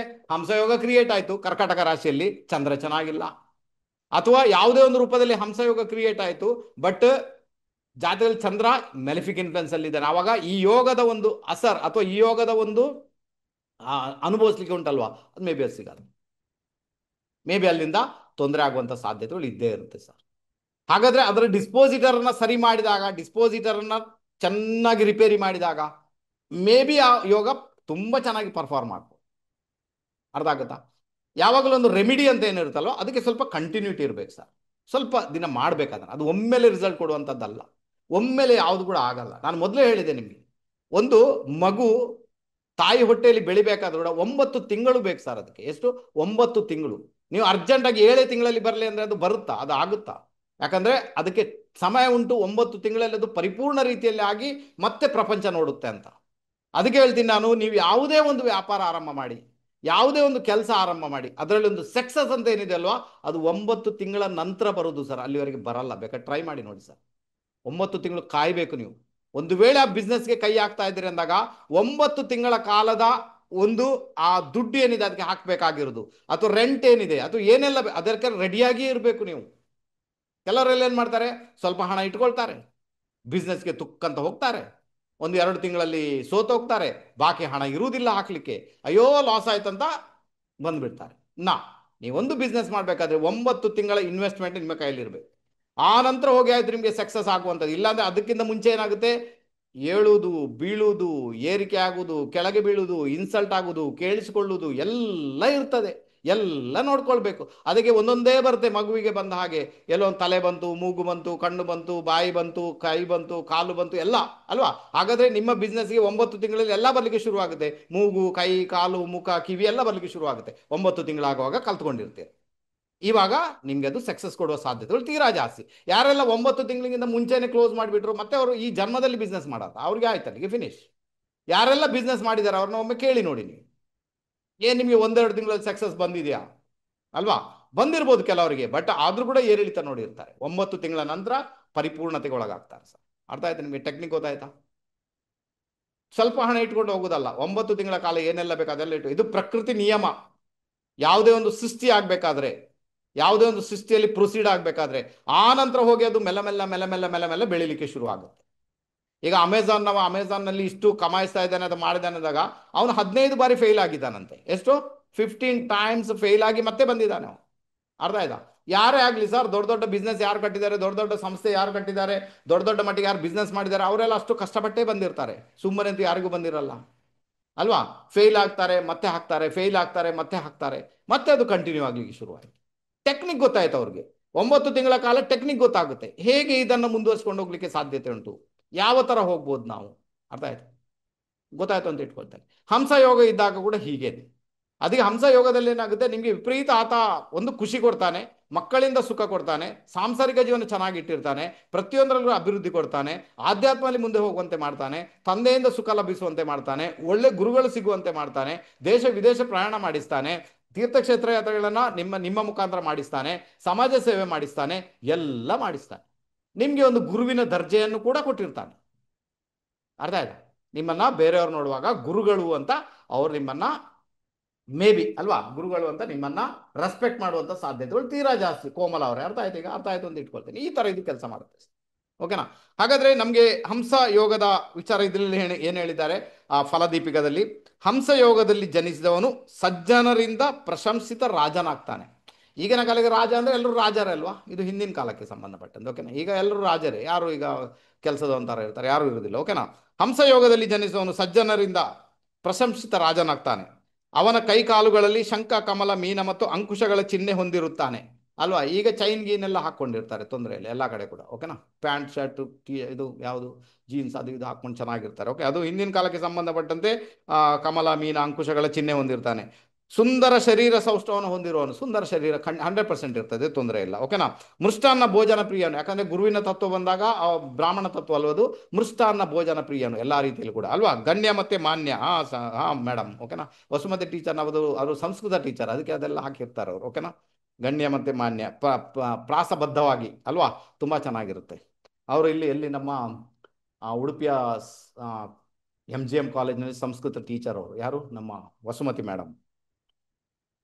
ಅದಕ್ಕೆ ಪ್ರಾಸಬದ್ಧವಾಗಿ ಬರೆಯುವಂಥದ್ದು, ಮಾತಾಡುವಂಥದ್ದು ಅವರಿಗೆ ಗೊತ್ತಿದೆ, ಕರತಲಾ ಮೂಲಕ. ಸೊ ಅದಕ್ಕೆ ಹಾಕಿರ್ತಾರೆ ಪ್ರಾಸಬದ್ಧವಾಗಿ. ಓಕೆನಾ? ತುಂಬಾ ಚೆನ್ನಾಗಿದೆ, ಒಳ್ಳೇದಾಗಲಿ. ಮೃಷ್ಟಾನ್ನ ಭೋಜನ ಪ್ರಿಯನು ಧಾರ್ಮಿಕ ಪ್ರವೃತ್ತಿಯವನು ಆಗಿರ್ತಾನೆ. ಅರ್ಥ ಆಯ್ತು ಈಗ? ಮೃಷ್ಟಾನ್ನ ಭೋಜನ, ಯಾಕಂದ್ರೆ ಬ್ರಾಹ್ಮಣ ತತ್ವದಲ್ಲಿರುವಾಗ ಮೃಷ್ಟಾನ್ನ ಭೋಜನ ಬರಲೇಬೇಕು. ಬ್ರಾಹ್ಮಣ ಯಾವತ್ತು ಕೂಡ ಏನಿರ್ತಾನೆ, ಭೋಜನ ಪ್ರಿಯನಾಗಿರ್ತಾನೆ. ಓಕೆನಾ?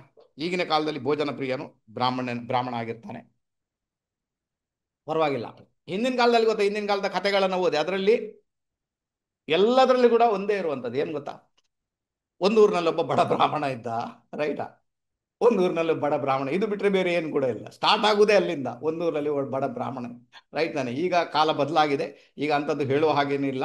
ನಾವು ಕೂಡ ಅದು ಅದು ಆ ಕಾಲಕ್ಕೆ ಬರೆದಿರುವಂಥದ್ದು, ಈ ಕಾಲಕ್ಕಂತೂ ಖಂಡಿತ ಅಲ್ಲ ಅದು. ಅದಕ್ಕೋಸ್ಕರ ಏನು ಮಾಡಬೇಕಾಗುತ್ತೆ, ಅದನ್ನು ನಾವು ತಿದ್ದಿ ಓದಬೇಕಾಗುತ್ತೆ. ಮೃಷ್ಟಾನ್ನ ಭೋಜನ ಪ್ರಿಯ ಅಂದರೆ ಪರವಾಗಿಲ್ಲ ಅಲ್ವಾ, ಧಾರ್ಮಿಕ ಪ್ರವೃತ್ತಿಯನ್ನು ಆಗಿರ್ತಾನೆ ಯಾರು, ಯಾವಾಗ ಹಂಸಯೋಗ ನಿಮಗೆ ಕ್ರಿಯೇಟ್ ಆಗಿರ್ತದೆ. ಗೊತ್ತಾಯ್ತು ಈಗ.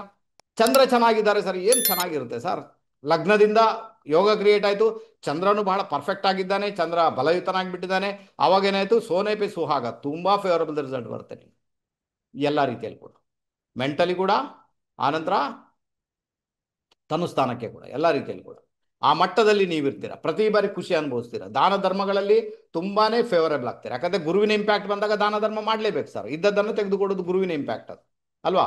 ಅದಕ್ಕೆ ಹೇಳುದು, ಗುರುವಿಗೆ ಕೊಟ್ಟು ಗೊತ್ತು, ಬುಧನಿಗೆ ತೆಗೆದುಕೊಂಡು ಮಾತ್ರ ಗೊತ್ತು. ಬುಧ ಅಂದ್ರೆ ವ್ಯಾಪಾರಸ್ಥ, ತೆಗೆದುಕೊಳ್ಳುವುದರಲ್ಲಿ ನಿಪುಣ, ಕೊಡುವುದರಲ್ಲೆಲ್ಲ. ಬುಧ ಕೊಡಬೇಕಾದ್ರೆ ಅಷ್ಟು ಲೆಕ್ಕಾಚಾರ ಇದೆ, ಅಷ್ಟು ಲೆಕ್ಕಾಚಾರ ಮಾಡಿ ಕೊಡ್ತಾನೆ. ಅದೇ ಗುರು ಯಾವುದೇ ಲೆಕ್ಕಾಚಾರ ಇಲ್ಲ, ತಗೊಂಡು ಹೋಗುವಂತ.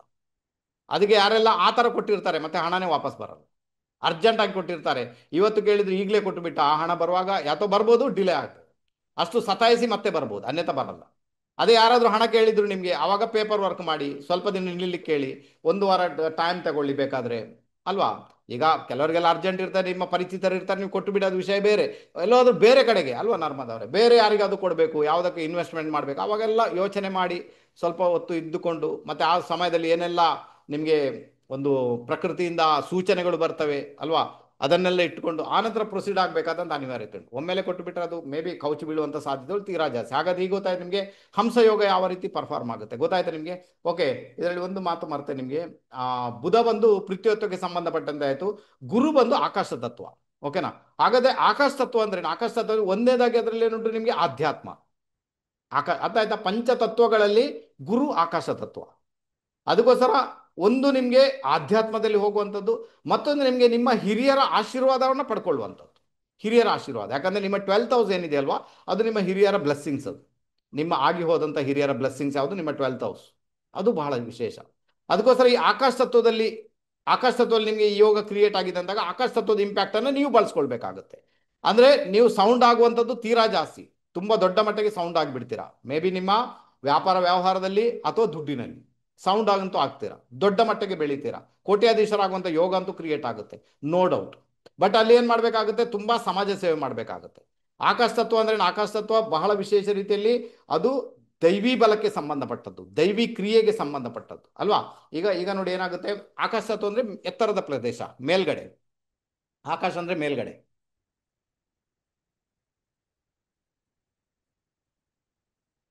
ಈಗ ಕೆಲವೊಮ್ಮೆ ಏನಾಗುತ್ತೆ ನಮಗೆ, ನಾವು ತಿರುಪತಿ ಬೆಟ್ಟ ಹತ್ತೇವೆ.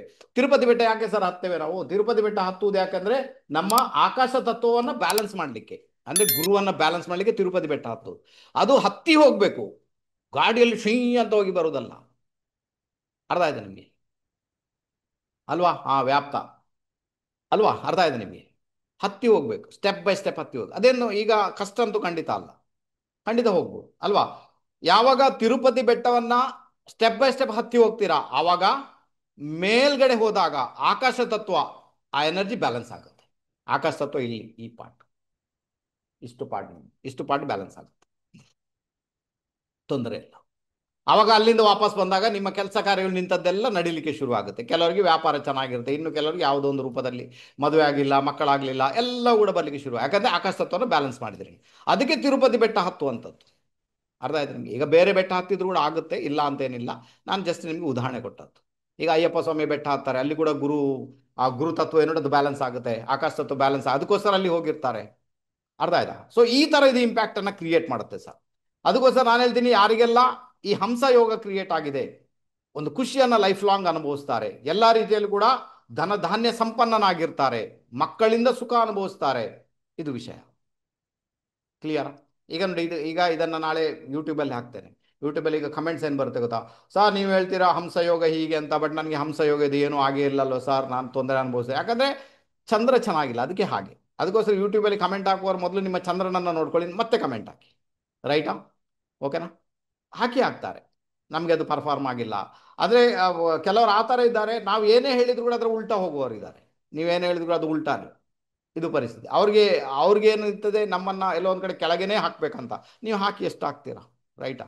ಎಷ್ಟು ಆಗ್ತೀರಾ? ನಮ್ಮದು ಪ್ರಾಕ್ಟಿಕಲ್ ನಾಲೆಜ್, ಪ್ರಾಕ್ಟಿಕಲ್ ಆಗಿ ನಾನು ಇರುವಂಥದ್ದು, ನಮಗೆ ಏನು ಸಮಸ್ಯೆ ಇದೆ? ರೈಟಾ? ಇದು ಪರಿಸ್ಥಿತಿ ಅರ್ಥ ಮಾಡಿಕೊಂಡು ಮತ್ತೆ ಕಮೆಂಟ್ಸ್ ಹಾಕಬೇಕು ಅಲ್ವಾ?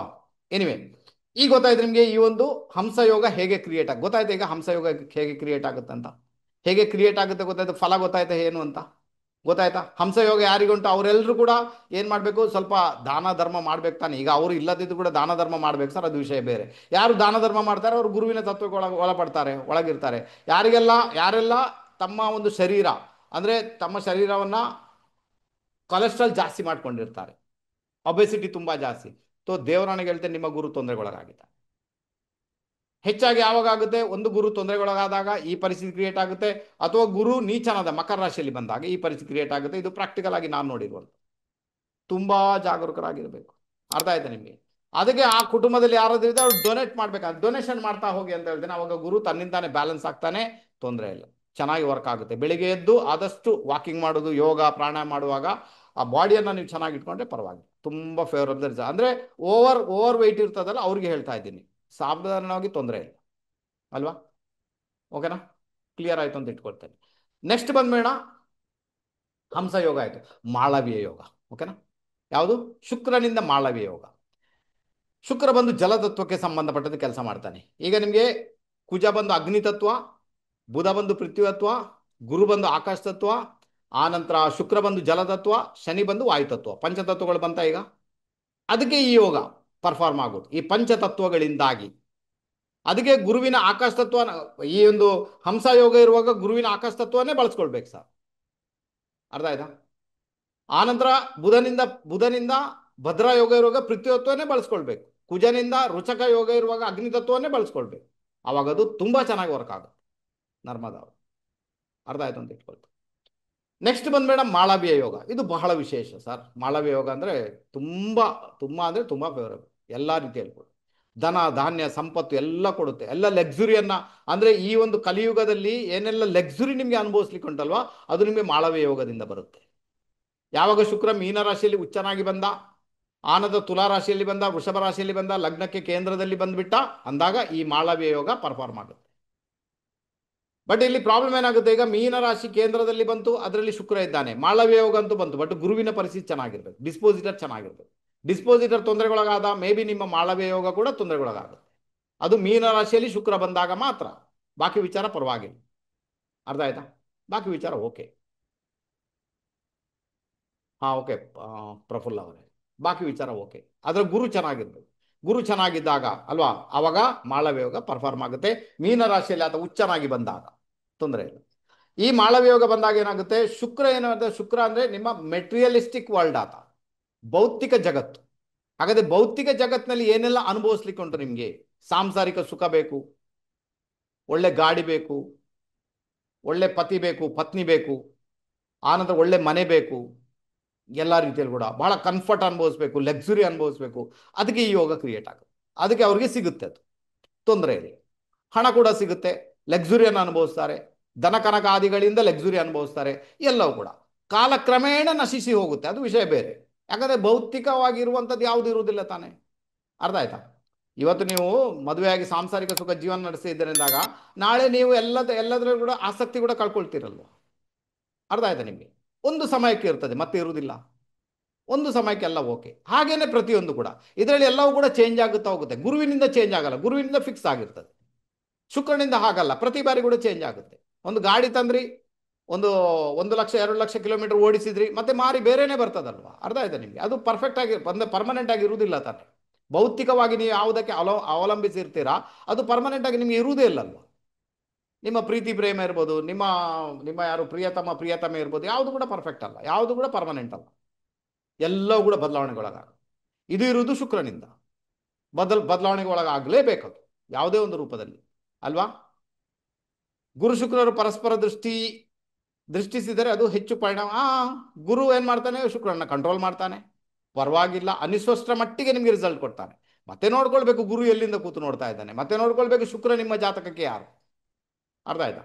ಅಲ್ಲಿಂದ ಒಂದು ವೇಳೆ ಈ ಯೋಗ ಕ್ರಿಯೇಟ್ ಆಗಿದೆ, ಈಗ ಫಾರ್ ಎಕ್ಸಾಂಪಲ್ ಹೇಳಬೇಕಾದ್ರೆ ಒಂದು ಉದಾಹರಣೆ ಕೊಡ್ತೇನೆ ನಿಮ್ಗೆ. ಈಗ ಎಣಿಸ್ಕೊಳ್ಳಿ, ನಿಮ್ಮದು ಕನ್ಯಾ ಅಲ್ಲ, ಓಕೆ, ಒಂದು ಸಾಧಾರಣ ಓಕೆ ಮಿಥುನ ಲಗ್ನದ ಜಾತಕ ಅಂತ ಇಟ್ಕೊಳ್ಳೋಣ ಒಂದು ಎಕ್ಸಾಂಪಲ್. ಈಗ ಮಿಥುನ ಲಗ್ನದ ಜಾತಕ 10ನೇ ಮನೆಯಲ್ಲಿ ಮೀನರಾಶಿ ಇದೆ, 10th ಹೌಸಲ್ಲಿ ಮೀನರಾಶಿ ಇದೆ, ಅಲ್ಲಿಗ ಶುಕ್ರ ಬಂದ್ಬಿಟ್ಟ. ಆವಾಗ ನಿಮಗೆ ಮಾಳವ್ಯ ಯೋಗ ಅಂತೂ ಕ್ರಿಯೇಟ್ ಆಯಿತು. ಎಲ್ಲಿಂದ? ಲಗ್ನದಿಂದ. ಲಗ್ನದಿಂದ ಮಾಳವ್ಯ ಯೋಗ. ಈಗ ಗುರು ಎಲ್ಲಿದ್ದಾನೆ ನೋಡಿ ನೀವು, ಅಲ್ವಾ? ಈಗ ಎನ್ಸ್ಕೊಳ್ಳಿ, ಮಿಥುನ ಲಗ್ನ ಜಾತಕಕ್ಕೆ ಗುರು ಒಂದು ವೇಳೆ 4th ಹೌಸಲ್ಲಿ ಬಂದ್ಬಿಟ್ಟ, ಅಲ್ವಾ? ಮಿಥುನ ಲಗ್ನಕ್ಕೆ 4th ಹೌಸಲ್ಲಿ ಯಾವ ರಾಶಿ ಇರ್ತದೆ? ಕನ್ಯಾ ರಾಶಿ. ಕನ್ಯಾ ರಾಶಿಯಲ್ಲಿ ಗುರು ಇದ್ಕೊಂಡು ನಿಮ್ಮ 10ನೇ ಮನೆಯಲ್ಲಿರುವಂತಹ ಶುಕ್ರನನ್ನು ವೀಕ್ಷಣೆ ಮಾಡಿದ. ಆವಾಗ ಕಾರ್ಯಕ್ಷೇತ್ರದಲ್ಲಿ ಉನ್ನತ ಮಟ್ಟಕ್ಕೆ ಹೋಗುವಂಥ ಯೋಗ ಕ್ರಿಯೇಟ್ ಆಯ್ತು. ಈಗ 100% ತೊಂದರೆ ಇಲ್ಲ. ಕೆಲಸದಲ್ಲಿ ಉನ್ನತ ಮಟ್ಟ, ಕಾರ್ಯಕ್ಷೇತ್ರಕ್ಕೆ ಸಂಬಂಧಪಟ್ಟಂತೆ ಅದೇನು ಸವಲತ್ತುಗಳು ಬೇಕು ಅದೆಲ್ಲ ಸಿಗುತ್ತೆ, ಸ್ಯಾಲ್ರಿ ಸಿಗುತ್ತೆ, ಲಕ್ಸುರಿ ಸಿಗುತ್ತೆ, ಎಲ್ಲ ಸಿಗುತ್ತೆ ನಿಮ್ಮ ಪಾಲಿಗೆ. ಬಟ್ 4ನೇ ಮನೆಯಲ್ಲಿ ಗುರು ಇದ್ದಾನಲ್ಲ ಕನ್ಯಾ ರಾಶಿಯಲ್ಲಿ, ತಾಯಿ ಜೊತೆಗೆ ಮಿಸ್ಅಂಡರ್ಸ್ಟ್ಯಾಂಡಿಂಗ್, ಮನೆ ವಿಚಾರ ತೊಂದರೆ, ಡಿಸ್ಪ್ಯೂಟ್ ಆಗದೆ ಮುಂದೆ ಹೋಗ್ಲಿಕ್ಕೆ ಬಿಡುವುದಿಲ್ಲ, ಇದು ವಿಚಾರ ಇರ್ತದೆ. ಎಲ್ಲ ಸಾಲ್ವ್ ಆಗಿ ಮತ್ತೆ ಅಲ್ಲಿಂದ ಮುಂದೆ ಹೋಗುವಂಥ ಯೋಗ ಕ್ರಿಯೇಟ್ ಮಾಡ್ತಾನೆ, ತೊಂದರೆ ಇಲ್ಲ. ಈಗ ಗೊತ್ತಾಯ್ತು ನಿಮಗೆ ಇದು ಹೇಗೆ ಕ್ರಿಯೇಟ್ ಆಗುತ್ತೆ ಅಂತ. ಈ ಥರ ಇದನ್ನು ನೋಡ್ಕೊಳ್ಬೇಕು. ಅದಕ್ಕೆ ಯಾವುದೇ ಒಂದು ಗ್ರಹದ ಮೇಲೆ ಗುರುವಿನ ದೃಷ್ಟಿ ಬಿದ್ದಾಗ ಮೇ ಬಿ ಅದು ಕ್ಲೆನ್ಸಿಂಗ್ ಅಂತೂ ಆಗುತ್ತೆ. ಕ್ಲೆನ್ಸಿಂಗ್ ಯಾವಾಗ ಆಗುತ್ತೆ? ಯಾವಾಗ ಆಗುತ್ತೆ ಸರ್ ಹೇಳಿ ನೋಡೋಣ, ಯಾವಾಗ ಕ್ಲೆನ್ಸಿಂಗ್ ಆಗುತ್ತೆ? ತೊಂದರೆ ಬರಬೇಕು ಸರ್, ತೊಂದರೆ ಬಂದ ನಂತರ ಕ್ಲೆನ್ಸಿಂಗ್ ಆಗುವುದು. ತೊಂದರೆನೇ ಬಂದಿಲ್ಲ ಅಂದರೆ ಕ್ಲೆನ್ಸಿಂಗ್ ಆಗುವುದು ಎಲ್ಲಿಂದ? ಯಾಕೆ ಕ್ಲೆನ್ಸಿಂಗ್ ಆಗಬೇಕು? ನಿಮಗೆ ತೊಂದರೆ ಬಂದಾಗ ತಾನೇ ಹಾಸ್ಪಿಟಲ್ಗೆ ಹೋಗೋದು, ಅಲ್ಲಿ ರಿಪೇರಿಯಾಗಿ ಬರ್ತೀರಾ, ಅಲ್ವಾ? ಕ್ರೈಮ್ ಮಾಡಿದರೆ ತಾನೇ ನೀವು ಜೈಲಿಗೆ ಹೋಗೋದು, ಅಲ್ಲಿ ರಿಪೇರಿಯಾಗಿ ಬರ್ತೀರಾ. ಇಲ್ಲಿ ಗುರುವಿನ ದೃಷ್ಟಿ ಇಂಪ್ಯಾಕ್ಟನ್ನು ಕ್ರಿಯೇಟ್ ಮಾಡೋದು. ಹಾಗೆಲ್ಲ ಆಗುವುದಿದ್ರೆ ಗುರುವಿನ ದೃಷ್ಟಿಯಿಂದ ನಮ್ಮ ದರ್ಶನ್ ಸರ್ಗೆ 6ನೇ ಮನೆಯಲ್ಲಿ ರಾಹು, 12ನೇ ಮನೆಯಲ್ಲಿ ಗುರು ರಾಹುವನ್ನು ನೋಡ್ತಾ ಇದ್ದಾನೆ, ಅಲ್ವಾ? ಒಂದು ವೇಳೆ ಕರ್ಮ ಅಂತ ಇರುವುದೇ ಇಲ್ಲ ಅಂದರೆ ಅವರು ಇಷ್ಟವರೆಗೆ ಜೈಲಿಂದ ಹೊರ ಬರ್ತಾ ಇದ್ರು, ಮತ್ತೆ ಜೈಲಲ್ಲಿ ಕೂತಿದ್ದಾರೆ. ಅರ್ಥ ಆಯ್ತಾ ನಿಮಗೆ? ಇದು ಪರಿಸ್ಥಿತಿ. ಅದಕ್ಕೆ ಎಲ್ಲ ಕಾಲಕ್ಕೂ ಅಲ್ಲ. ಹಾಂ, ರಿಲೀಫ್ ಸಿಗುತ್ತೆ, ವೆಯ್ಟ್ ಮಾಡಬೇಕಷ್ಟೇ, ಪೇಷನ್ಸ್ ಇಟ್ಕೊಳ್ಬೇಕು. ಬಡ ಬಡ ಬಡ ಅಂತ ಕೈಕಾಲು ಹಾಕೋದಲ್ಲ ಅಲ್ಲಿ ಕೂತ್ಕೊಂಡು, ಅವಾಗ ಆಗೋದಿಲ್ಲ. ಪೇಷನ್ಸ್ ಇಟ್ಕೊಂಡಾಗ ರಿಲೀಫ್ ಅಂತೂ ಸಿಕ್ಕಿಯೇ ಸಿಗುತ್ತೆ. ಯಾಕಂದರೆ ಗುರು ಮಹಾರಾಜ 12th ಹೌಸಲ್ಲಿ ಇದ್ದುಕೊಂಡು 6ನೇ ಮನೆ ನೋಡ್ತಾ ಇದ್ದಾನೆ, ಅಲ್ವಾ? ಅರ್ಥ ಆಯ್ತಾ? ಇದು ವಿಷಯ. ವೃಷಭ ಲಗ್ನದ ಜಾತಕ 6ನೇ ಮನೆ ಅಧಿಪತಿ 11ನೇ ಮನೆಯಲ್ಲಿದ್ದಾನೆ, 6ನೇ ಮನೆಯಲ್ಲಿ ಶುಕ್ರ ಇದ್ದಾನೆ. ಹೆಂಡತಿಯ ಪತ್ನಿಯ ಎಫರ್ಟ್ ಇಂದ ಜೈಲಿಂದ ಹೊರಬರುವಂಥ ಯೋಗ ದರ್ಶನ ಅವರಿಗೆ. ಹೆಂಡತಿನೇ ಎಫರ್ಟ್ ಆಗಬೇಕು, ವಕೀಲ ಕೆಲಸ ಮಾಡಲಿ, ಅವ್ರ ಕೆಲಸ ಅವ್ರು ಮಾಡಿಕೊಡ್ತಾರೆ. ಹೆಂಡತಿ ಹೊರಗೆ ಬಂದು ಎಫರ್ಟ್ ಆಗ್ಬೇಕು ಸರ್, ಅಂದ್ರೇನೆ ಆಗುವುದು. ನಾನು ಹೋದ ಬಾರಿ ಕೂಡ ಇದು ಪ್ರಿಡಿಕ್ಟ್ ಮಾಡಿದ್ದೆ. ಆವಾಗ ಕೂಡ ಅವರ ಪತ್ನಿನೇ ಎಫರ್ಟ್ ಹಾಕಿ ಅವ್ರು ಹೊರಗೆ ಬರುವಂತಾಯ್ತು. ಈಗ ಕೂಡ ಅವರ ಪತ್ನಿನೇ ಎಫರ್ಟ್ ಹಾಕ್ಬೇಕು, ಬೇರೆ ಯಾರಿಂದ ಕೂಡ ಆಗುದಿಲ್ಲ. ಯಾರು ಏನು ಮಾಡಿದ್ರು ಕೂಡ ಆಗಲ್ಲ. ಯಾಕಂದ್ರೆ 6ನೇ ಮನೆಯಲ್ಲಿ ಯಾರಿದ್ದಾನೆ? ಶುಕ್ರ ಇದ್ದಾನೆ, ಆತ ಮೀನರಾಶಿಯಲ್ಲಿದ್ದಾನೆ, ಉಚ್ಚನಾಗಿದ್ದಾನೆ. ಬಟ್ ಅಲ್ಲಿ ಮಾಳವ್ಯ ಯೋಗ ಅಂತ ಇಲ್ಲ, ಬಟ್ ಬಾಕಿ ವಿಚಾರ ಪರವಾಗಿಲ್ಲ. ಅರ್ಥ ಆಯ್ತಾ ನಿಮಗೆ? ಓಕೆನಾ? ಉಚ್ಚ ಫಲ ಅಂತ ಹೇಳ್ಬೋದು ಅಷ್ಟೇ. ಪತ್ನಿ ಪ್ರಯತ್ನ ಮಾಡಿದ್ರೆ ಬರುತ್ತೆ. ಅದಕ್ಕೆ ಹೇಳಿದ್ದು ಗುರುವಿನ ದೃಷ್ಟಿ ಉಂಟು ಅಂತ ನೀವು ಅದನ್ನ ನೆಗ್ಲೆಕ್ಟ್ ಮಾಡೋದು ಬೇಡ. ಆ ಭಾವವನ್ನು, ಗುರುವಿನ ದೃಷ್ಟಿ ಪರವಾಗಿಲ್ಲ. ಗುರು ಯಾವಾಗ ರಕ್ಷಣೆ ಮಾಡ್ತಾನೆ? ತೊಂದರೆ ಆದಾಗ. ಆಗ ತೊಂದರೆ ಆಗ್ಬೇಕು ತಾನೆ. ಈಗ ಅರ್ಥ ಆಯ್ತಾ? ತೊಂದರೆ ಆಗ್ಬೇಕು ನಿಮಗೆ. ತೊಂದರೆ ಆದಾಗ ಗುರು ರಕ್ಷಣೆ ಮಾಡ್ತಾನೆ. ಅದೇ ಪರಿಸ್ಥಿತಿ. ಈಗ ಎಣಿಸ್ಕೊಳ್ಳಿ, ನಾನೀಗ ಮಿಥುನ್ ಲಗ್ನದ ಉದಾಹರಣೆ ಕೊಟ್ಟೆ. 10ನೇ ಮನೆಯಲ್ಲಿ ಶುಕ್ರ ಇದ್ದಾನೆ, ಮಾಳವ್ಯ ಯೋಗದಲ್ಲಿದ್ದಾನೆ, 4ನೇ ಮನೆಯಲ್ಲಿ ಗುರು ಇದ್ಕೊಂಡು ನೋಡ್ತಾ ಇದ್ದಾನೆ. ಆವಾಗ ಏನಾಯ್ತು? ಈಗ ಆತ ರಕ್ಷಣೆ ಮಾಡಬೇಕಾದ್ರೆ ಹುಡುಗಿಯರಿಂದ ತೊಂದರೆ ಬರಬೇಕು, ಮ್ಯಾರಿಡ್ ಲೈಫ್ ತೊಂದರೆ ಅವಾಗ ರಕ್ಷಣೆ ಮಾಡ್ತಾನೆ. ಈಗ ತೊಂದರೆನೇ ಬಾರದ ಹಾಗೆ ನೋಡ್ಕೊಳ್ಳೋದು ನಿಮ್ಮ ಕೆಲಸ. ಕಾಮನ್ ಸೆನ್ಸ್ ಅಷ್ಟು ಯೂಸ್ ಮಾಡ್ಕೊಳ್ಬೇಕು, ಬುಧನನ್ನು ಅಷ್ಟು ಯೂಸ್ ಮಾಡ್ಕೊಳ್ಬೇಕು. ಆವಾಗ ಎಲ್ಲ ರೀತಿಯಲ್ಲಿ ಕೂಡ ಇಂಪ್ಯಾಕ್ಟ್ ಕ್ರಿಯೇಟ್ ಆಗುತ್ತೆ. ತೊಂದರೆ ಎಲ್ಲ ಕ್ಲಿಯರ್ ಆಯ್ತಾ ನಿಮಗೆ? ಗೊತ್ತಾಯ್ತು ಅಂತ ಇಟ್ಕೊಳ್ತೇನೆ. ಓಕೆನಾ? ನಾವೊಂದು ಜಪ ಮಾಡ್ತೇವೆ, ಯಾವುದು ಗೊತ್ತಾ? ಮೃತ್ಯುಂಜಯ ಜಪ. ಓಕೆನಾ? ಮೃತ್ಯುಂಜಯ ಜಪವನ್ನು ಜಪ ಮಾಡ್ತೇವೆ. ಪ್ರತಿ ಜನ ಏನು ಮಾಡ್ತಾರೆ? ಪ್ರತಿದಿನ ಜಪ ಮಾಡ್ತಾರೆ. ಓಕೆನಾ? ಹಾಗಾದ್ರೆ ನಿಮ್ಗೆ ಈಗ ಆ ಮಾಳವ್ಯ ಯೋಗ ಇದು ಯಾವ ತರ ಪರ್ಫಾರ್ಮ್ ಆಗುತ್ತೆ ಗೊತ್ತಾಯ್ತು. ಈಗ ಮಾಳವ್ಯ ಯೋಗಕ್ಕೆ ನಮ್ಮ ಫಲದೀಪಿಕದಲ್ಲಿ ಏನು ಹೇಳಿದ್ದಾರೆ? ಮಾಳವ್ಯ ಯೋಗದಲ್ಲಿ ಜನಿಸಿದವನು ಸದೃಢ ಶರೀರವುಳ್ಳವನು, ಅದು ಇರುವಂಥದ್ದು. ಸದೃಢ ಶರೀರ ಅಂದರೆ ಅವನು ತುಂಬ ಮೆಟೀರಿಯಲಿಸ್ಟಿಕ್ ಆಗಿರುವ ಮತ್ತು ಸ್ಟೈಲಿಶ್ ಎಲ್ಲರೂ ಕೂಡ, ಅಲ್ವಾ? ಅಥವಾ ಈ ಹೆಣ್ಣು ಮಕ್ಕಳಲ್ಲಿ ತುಂಬ ಮೇಕಪ್ ಮಾಡ್ಕೊಳ್ತಾರೆ, ಸ್ಟೈಲಿಶ್ ಆಗಿರ್ತಾರೆ, ಆಕರ್ಷಣೆಗೆ ಒಳಪಡ್ತಾರೆ, ಆಕರ್ಷಿಸ್ತಾರೆ, ಬೇರೆಯವ್ರನ್ನು ಕೂಡ ಆಕರ್ಷಿಸಿದ್ರೆ ತಾವು ಕೂಡ ಆಕರ್ಷಣೆಗೆ ಒಳಪಡ್ತಾರೆ. ಓಕೆ? ಸದೃಢ ಶರೀರ, ಧೈರ್ಯವಂತನು, ಸ್ತ್ರೀ ಪುತ್ರ ಸೌಭಾಗ್ಯವಂತನು, ಅದು ಇರ್ತದೆ. ಯಾಕಂದರೆ ಸಾಂಸಾರಿಕ ಸುಖ ನ್ಯಾಚುರಲ್ ಆಗಿ ಬರುತ್ತೆ, ಅವರಿಗೆ ಏನು ತೊಂದರೆ ಇಲ್ಲ. ವೈಭವ ಇರ್ತಾನೆ, ವೈಭವದಿಂದ ಜೀವನ ಕಳೀತಾರೆ ಅಂತ ಒಂದು ಇಂಡಿಕೇಶನ್. ಸ್ವಾದಿಷ್ಟ ಭೋಜನ ಸೌಖ್ಯವುಳ್ಳವನು, ಸ್ವಾದಿಷ್ಟ ಭೋಜನ ಮಾಡಿಯೇ ಮಾಡ್ತಾರೆ, ಏನು ಸಮಸ್ಯೆ ಇಲ್ಲ. ವಾಹನ ಸೌಲಭ್ಯ ಹೊಂದಿರುವವನು, ವಾಹನ ಸೌಲಭ್ಯ ಅಂತೂ ಬಂದೇ ಬರ್ತದೆ. ಯಶಸ್ವಿ ವಿದ್ವಾನ ಹಾಗೂ ಮತ್ತು ಹಸನ್ಮುಖಿ ಆಗಿರುವವನು ಆಗಿರುತ್ತಾರೆ, ಹಸನ್ಮುಖಿ ಆಗಿರ್ತಾನೆ ಅಂತ ಒಂದು ಇಂಡಿಕೇಶನ್. ಹಾಗಾದರೆ ಮಾಳವ್ಯ ಯೋಗದ ಇಂಪ್ಯಾಕ್ಟ್ ನಿಮಗೆ ಗೊತ್ತಾಯ್ತು. ಮಾಳವ್ಯ ಯೋಗದಲ್ಲಿ ಏನಾದರೂ ಕೂಡ ಬೇಡದ ಕೆಲಸ ಮಾಡಿದರೆ ಏನಾಗುತ್ತೆ? ಮಾಳವ್ಯ ಯೋಗ ಶುಕ್ರ ಬಂದು ರಿಲೇಟೆಡ್ ಟು ಕಿಡ್ನಿಗೆ ಸಮಸ್ಯೆ ಕೊಟ್ಟು ನಿಮ್ಮನ್ನು ಎರಡೂ ಕಾಲು ಮೇಲೆ ಮಾಡಿ ಕಟ್ಟಿಕೊಳ್ಳುವ ಹಾಗೆ ಆಸ್ಪತ್ರೆಗೆ ಕಳಿಸ್ಕೊಡ್ತಾನೆ. ಓಕೆನಾ? ಜಾಗರೂಕರಾಗಿರ್ಬೇಕು ಸರ್, ಅಷ್ಟು ಸುಲಭ ಅಲ್ಲ. ಅದಕ್ಕೆ ಹೇಳ್ತೀನಿ ಸರ್, ಕರ್ಮಕ್ಕೆ ತುಂಬ ಬೆಲೆ ಇದೆ. ಆಯ್ತಾ? ಕರ್ಮ ಅಂತ ಏನಿದೆ ಅಲ್ವಾ, ಕರ್ಮ ಅದನ್ನು ನೋಡ್ಕೊಳ್ಳಿ, ಅಲ್ವಾ? ಅದು ಇವತ್ತಲ್ಲ ನಾಳೆ ನಿಮಗೆ ಅಟ್ಯಾಕ್ ಮಾಡಿದ್ರೆ ಬ್ಯಾಕ್ ಫೈರ್ ಮಾಡುತ್ತಲ್ವಾ, ಆವಾಗ ಯಾರು ಕೂಡ ರಕ್ಷಣೆ ಮಾಡೋರು ಇರೋದಿಲ್ಲ ಸರ್. ಮೇಲೆ ನಾವು ಚಾಟಿ ಬೀಸ್ತಾನಲ್ವ, ಆ ಚಾಟಿಗೆ ಶಬ್ದನೇ ಬರಲ್ಲ, ಆ ಥರ ಇರ್ತದೆ ಅದು. ಯಾವಾಗ ಬೀಸ್ತಾನಂತ ಗೊತ್ತಾಗಲ್ಲ. ಅರ್ಥ ಆಯ್ತಾ ನಿಮಗೆ? ಅರ್ಥ ಮಾಡ್ಕೊಂಡೆ ಗೆದ್ದು ಬಿಡ್ತೀರ. ನಾನು ಅದಕ್ಕೆ ಹೇಳಿದ್ದು ನನ್ನ ಕ್ಲಾಸಲ್ಲಿರೋರಿಗೆ ಇದನ್ನೇ ಕಲಿಸೋದು ನಾನು. ದಯವಿಟ್ಟು ಕರ್ಮ ಸರಿ ಇಟ್ಕೊಳ್ಳಿ, ಮೋಸ ಮಾಡ್ಲಿಕ್ಕೆ ಹೋಗಬೇಡಿ, ತೊಂದರೆ ಕೊಡಬೇಡಿ, ಟಾರ್ಚರ್ ಕೊಡಬೇಡಿ, ಪ್ರಾಬ್ಲಮ್ ಆಗುತ್ತೆ. ಸುಮ್ಮನೆ ಅನುಭವಿಸ್ಬೇಕು ನಾವು. ನಾವು ಅನುಭವಿಸೋದು ಅಷ್ಟೇ ಅಲ್ಲ, ಇದ್ದ ಹೆಂಡತಿ ಮಕ್ಕಳು ಸಮೇತ ಅನುಭವಿಸ್ಬೇಕು. ಇದು ಪರಿಸ್ಥಿತಿ. ಅವರನ್ನು ನೋಡಿ ನಾವು ದುಃಖ ಪಡಬೇಕು. ಬೇಕಾ ಇದೆಲ್ಲ? ಬೇಡ ತಾನೆ. ಹಾಗಾದ್ರೆ ಒಂದು ಕರ್ಮ ಚೆನ್ನಾಗಿ ಇಟ್ಕೊಂಡ್ರೆ ಅವನಿಗೆ ಡಿಪೆಂಡ್ ಆಗಿಬಿಟ್ರೆ ಒಂದೇ ಒಂದು ಥಾಟ್ಸ್ ಏನು ಇಟ್ಕೊಳ್ಬೇಕು, ಇದುವರೆಗೆ ಏನಾಗಿದೆ, ನನಗೆ ಒಳ್ಳೇದೇ ಆಗಿದೆ, ನನಗೆ ಒಳ್ಳೆ ಫ್ಯಾಮಿಲಿ ಕೊಟ್ಟಿದೆಯಾ, ಒಳ್ಳೆ ಮಕ್ಕಳನ್ನು ಕೊಟ್ಟಿದೆಯಾ, ಒಳ್ಳೆ ಪಾರ್ಟ್ನರ್ ಕೊಟ್ಟಿದೆಯಾ, ಒಳ್ಳೆ ಮನೆ ಕೊಟ್ಟಿದೆಯಾ, ಇಷ್ಟವರೆಗೆ ಏನು ಮಾಡಿದೆ ಎಲ್ಲ ಒಳ್ಳೇದೇ ಆಗಿದೆ ಸರ್, ಏನು ತೊಂದರೆ ಇಲ್ಲ ನನಗೆ, ನಾನು ತುಂಬ ಚೆನ್ನಾಗಿದ್ದೇನೆ, ಇನ್ನು ಮುಂದೆ ಏನಾಗುತ್ತೋ ಅದು ಚೆನ್ನಾಗಿರ್ತದೆ. ದೇವರಾಣಿಗೆ ಹೇಳ್ತೀನಿ ಸರ್, ನಿಮಗೆ ಚೆನ್ನಾಗಿ ವರ್ಕ್ ಆಗುತ್ತೆ. ದೇವರಾಣಿಗೆ ಹೇಳ್ತೇನೆ, ದೇವರಾಣಿಗೂ ಅದು ಚೆನ್ನಾಗಿರ್ತದೆ. ಇದು ನನ್ನ ಟೆಕ್ನಿಕ್, ನಾನು ಯೂಸ್ ಮಾಡ್ತೇನೆ. ನಿಮ್ಗೊಂದು ಕಥೆ ಹೇಳ್ತೀನಿ, ಕೇಳಿಸ್ಕೊಳ್ಳಿ, ಭಾಳ ಇಂಟ್ರೆಸ್ಟಿಂಗ್ ಅಂತ ಏನಿದೆ ಅಲ್ವಾ, ಮೇ ಬಿ ನಿಮಗೆ ಬರಲ್ಲ. ಅರ್ಥ ಮಾಡ್ಕೊಂಡು ಗೆದ್ದು ಬಿಡ್ತೀರಾ. ಓಕೆ, ಗೊತ್ತಾಯ್ತು. ಹಾಗಾದ್ರೆ ಈಗ ಗೊತ್ತಾಯ್ತು ನಿಮಗೆ ಮಾಳವ್ಯ ಯೋಗ ಹೇಗೆ ಕೆಲಸ ಮಾಡುತ್ತೆ ಅಂತ. ಕ್ಲಿಯರ್ ಆಯ್ತಾ?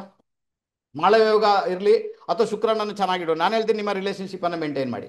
ಸ್ತ್ರೀಯರಿಗೆ ತುಂಬ ಗೌರವ ಕೊಡಿ. ಸ್ತ್ರೀಯರು ಸ್ತ್ರೀಯರಿಗೆ ಗೌರವ ಕೊಡಿ, ಗಂಡು ಮಕ್ಕಳು ಕೂಡ ಸ್ತ್ರೀಯರಿಗೆ ಗೌರವ ಕೊಡಿ. ದೇವಿ ಆರಾಧನೆ ಮಾಡಿ ತುಂಬಾನೇ. ಮತ್ತೆ ನಿಮ್ಮ ಮನೆ ಮತ್ತೆ ನೀವೇನು ಡ್ರೆಸ್ ಹಾಕ್ತೀರಾ ಅದು ಬಹಳ ಪರ್ಫೆಕ್ಟ್ ಆಗಿರಬೇಕು. ಮನೆಯನ್ನು ಅಷ್ಟೇ ಚೆನ್ನಾಗಿ ಮತ್ತೆ ಅಷ್ಟೇ ನೀವು ಕ್ಲೀನ್ ಆಗಿ ಇಟ್ಕೊಳ್ಬೇಕಾದಂಥ ಅನಿವಾರ್ಯತೆ. ಆನಂತರ ಶುಕ್ರ ಬಂದು ಜಲತತ್ವ. ಹಾಗಾದರೆ ಯಾವಾಗ ಶುಕ್ರನ ಒಂದು ಇಂಪ್ಯಾಕ್ಟ್ ಇದೆ, ಹಾಗಾದರೆ ಜಲತತ್ವಕ್ಕೆ ಸಂಬಂಧಪಟ್ಟಂಥ ಕೆಲಸ ಕಾರ್ಯಗಳನ್ನು ಮಾಡಿದಾಗ ಹೆಚ್ಚಾಗಿ ಟ್ರಾವೆಲಿಂಗ್ ಮಾಡುವಂಥದ್ದು ಅಥವಾ ಟ್ರಾವೆಲಿಂಗ್ಗೆ ಸಂಬಂಧಪಟ್ಟ ಬಿಸ್ನೆಸ್ ಮಾಡುವಂಥದ್ದು ಅಥವಾ ಹಾಲಿನ ವ್ಯಾಪಾರ ಇರ್ಬೋದು, ನೀರಿನ ವ್ಯಾಪಾರ, ಅದು ಎಲ್ಲವೂ ಕೂಡ ಇಲ್ಲಿಂದ ಬರುತ್ತೆ ನಿಮಗೆ. ಅರ್ಥ ಆಯ್ತಾ?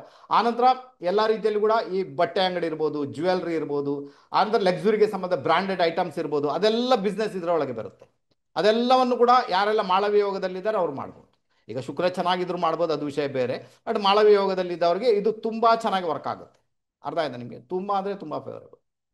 ಅರ್ಥ ಮಾಡ್ಕೊಂಡು ಗೆದ್ದು ಬಿಡ್ತೀರಾ. ಓಕೆ, ಕ್ಲಿಯರ್ ಆಯ್ತಾ? ಗೊತ್ತಾಯ್ತು. ಈಗ ನೆಕ್ಸ್ಟ್ ಬಂದ್ಬೇಡ ಶಶಾಯೋಗ. ಹಾಗಾದ್ರೆ ಶಶಾಯೋಗ ಹೇಗೆ ಪರ್ಫಾರ್ಮ್ ಆಗುತ್ತೆ, ಶಶಾಯೋಗ ಹೇಗೆ ಕ್ರಿಯೇಟ್ ಆಗುತ್ತೆ? ಶಶಾಯೋಗ ಶನಿಯಿಂದ ಕ್ರಿಯೇಟ್ ಆಗುತ್ತೆ ಸರ್. ಓಕೆನಾ? ಗೊತ್ತಾಯ್ತು.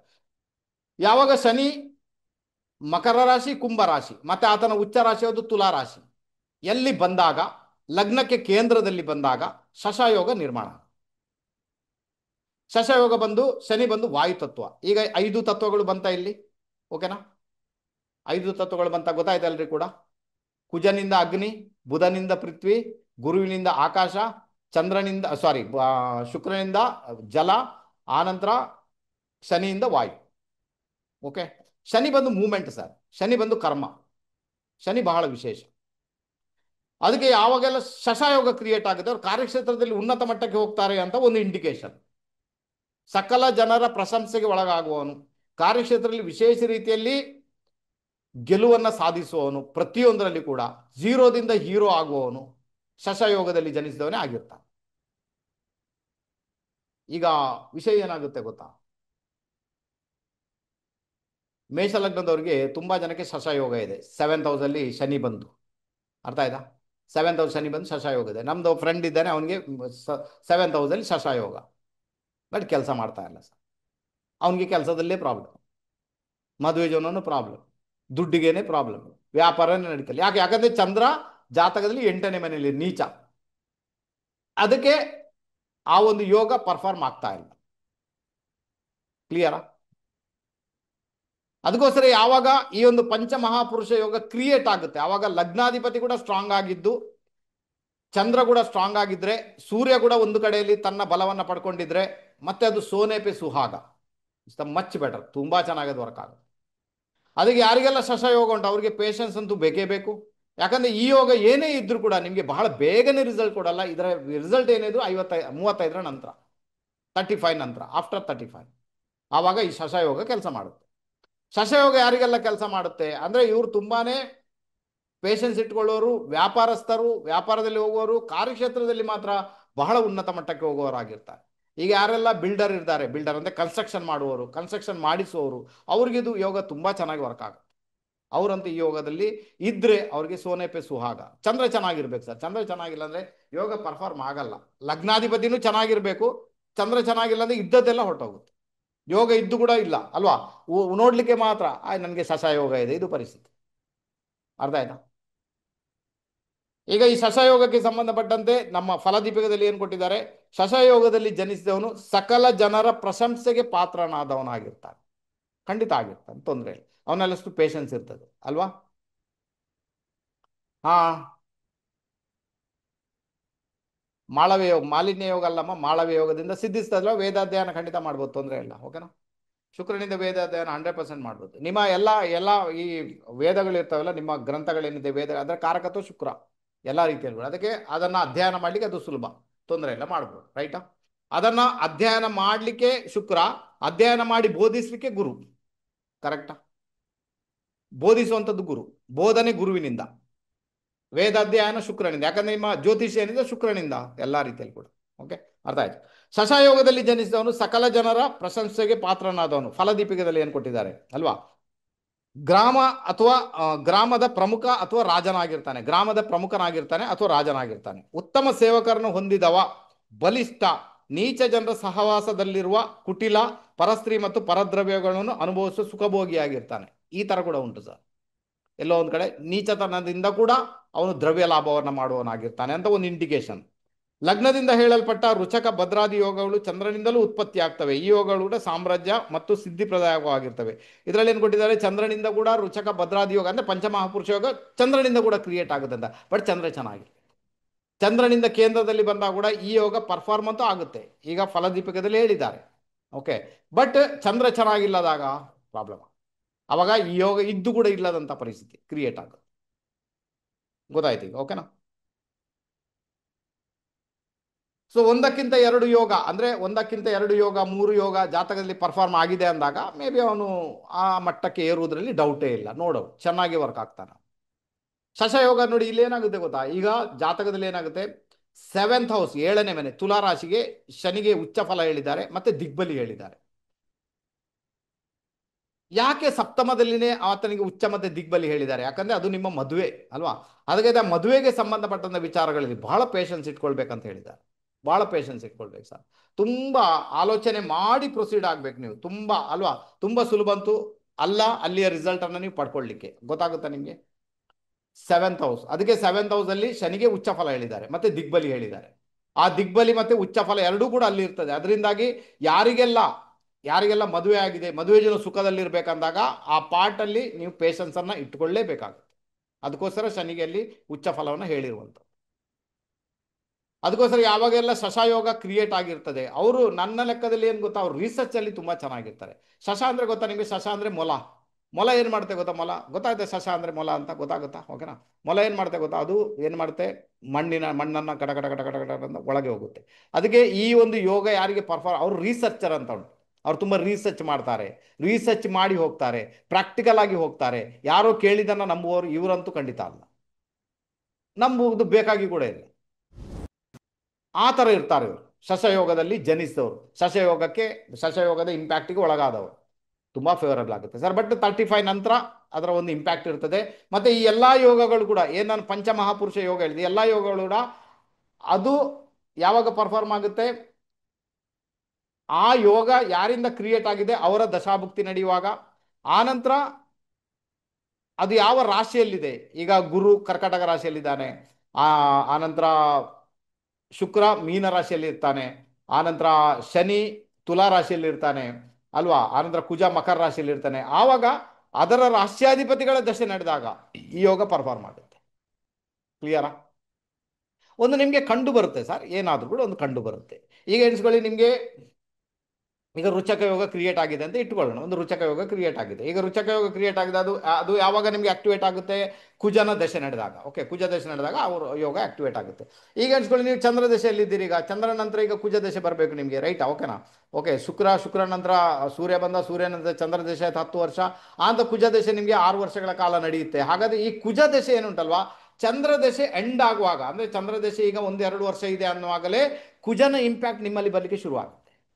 ನಾನು ಈ ಥರ ಮಾಡಬೇಕು, ಈ ಥರ ಮಾಡಬೇಕು, ಭೂಮಿ ವಿಚಾರದಲ್ಲಿ ಹೋಗಬೇಕು, ಇಲ್ಲಿಗೆ ಅಪ್ಲಿಕೇಶನ್ ಆಗಬೇಕು, ಈ ಥರ ಹೋದರೆ ಹೇಗಾಗ್ಬೋದು, ಮೋಟಿವೇಶನಲ್ ಸ್ಪೀಕರ್, ಅದು ಥಾಟ್ಸ್ ಅಲ್ಲಿಂದಲೇ ಜನರೇಟ್ ಆಗುತ್ತೆ. ಆವಾಗ ಯಾವಾಗ ದಶ ಬರುತ್ತಲ್ವ ಆ ಮೂಮೆಂಟ್ ಅಲ್ಲಿದ್ದು ಪರ್ಫಾರ್ಮ್ ಆಗುತ್ತೆ. ಮತ್ತೆ 6 ವರ್ಷಗಳ ಕಾಲ ಅದು ನಡೆಯುತ್ತೆ. ಕ್ಲಿಯರ್ ಆಯ್ತಾ? ಲೈಫ್ ಲಾಂಗ್ ಇರುತ್ತೆ, ಬಟ್ ಅದು ತನ್ನ ಒಂದು ಪೀಕ್ ಲೆವೆಲಲ್ಲಿ ಇದ್ದುಕೊಂಡು ರಿಸಲ್ಟ್ ಕೊಡುವಂಥದ್ದು ಅದರ ದಶಾಭುಕ್ತಿ ಕಾಲದಲ್ಲಿ.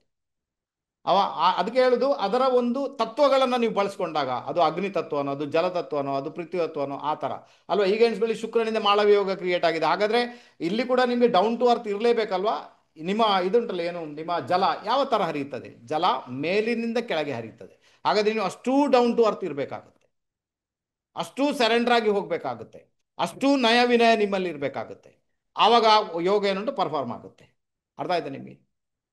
ಅದೇ ನಿಮಗೆ ಮಾಳವ್ಯ ಯೋಗ ಕ್ರಿಯೇಟ್ ಆಗಿದೆ, ನಿಮ್ಮಲ್ಲಿ ಅಹಂ ಬಂದ್ಬಿಡ್ತು. ಈಗ ನಾನು ಯಾರನ್ನು ಬಿಡುವುದಿಲ್ಲ, ನಾನು ದೊಡ್ಡ ಹುಲಿ, ಅಲ್ಲಿ ಕಾಗೆ ಹೊಡೆದಿದ್ದೇನೆ, ಇಲ್ಲಿ ಹುಲಿ ಹೊಡೆದಿದ್ದೇನೆ, ಮತ್ತೆ ಎಲ್ಲಿಂದ ಮಾಳವ್ಯ ಯೋಗ ಸರ್? ಅದು ಮಾಳವ್ಯ ಯೋಗ ದಾದಾಗಿರಿ ಯೋಗ.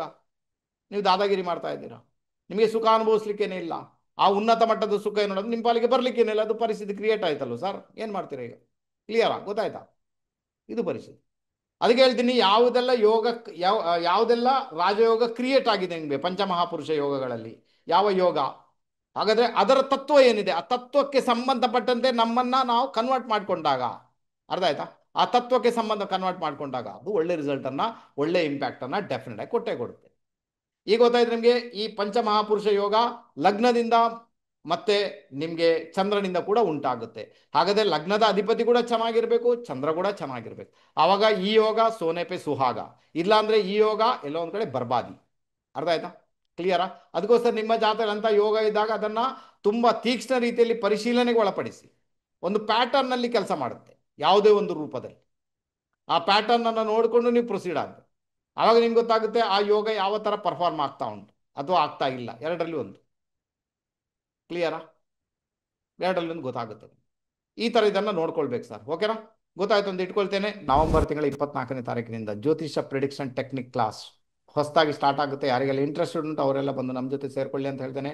1 ಮಿನಿಟ್ ಅಲ್ಲಿ ಪ್ರಿಡಿಕ್ಷನ್ ಹೇಗೆ ಮಾಡ್ಬೋದು, ಏನು ಟೆಕ್ನಿಕ್ ಇದೆ ಅಲ್ವಾ, ಅದನ್ನು ಹೇಳಿಕೊಡ್ತೇನೆ ನಿಮಗೆ. ಹೆಸರು ಕೇಳ್ಕೊಂಡೆ ನಿಮ್ಗೆ ಗೊತ್ತಾಗಬೇಕು ಆ ವ್ಯಕ್ತಿ ಏನು, ಯಾವ ವಿಚಾರ ಏನೆಲ್ಲ ಬರುತ್ತೆ. ಗೊತ್ತಾಯ್ತು ನಿಮಗೆ?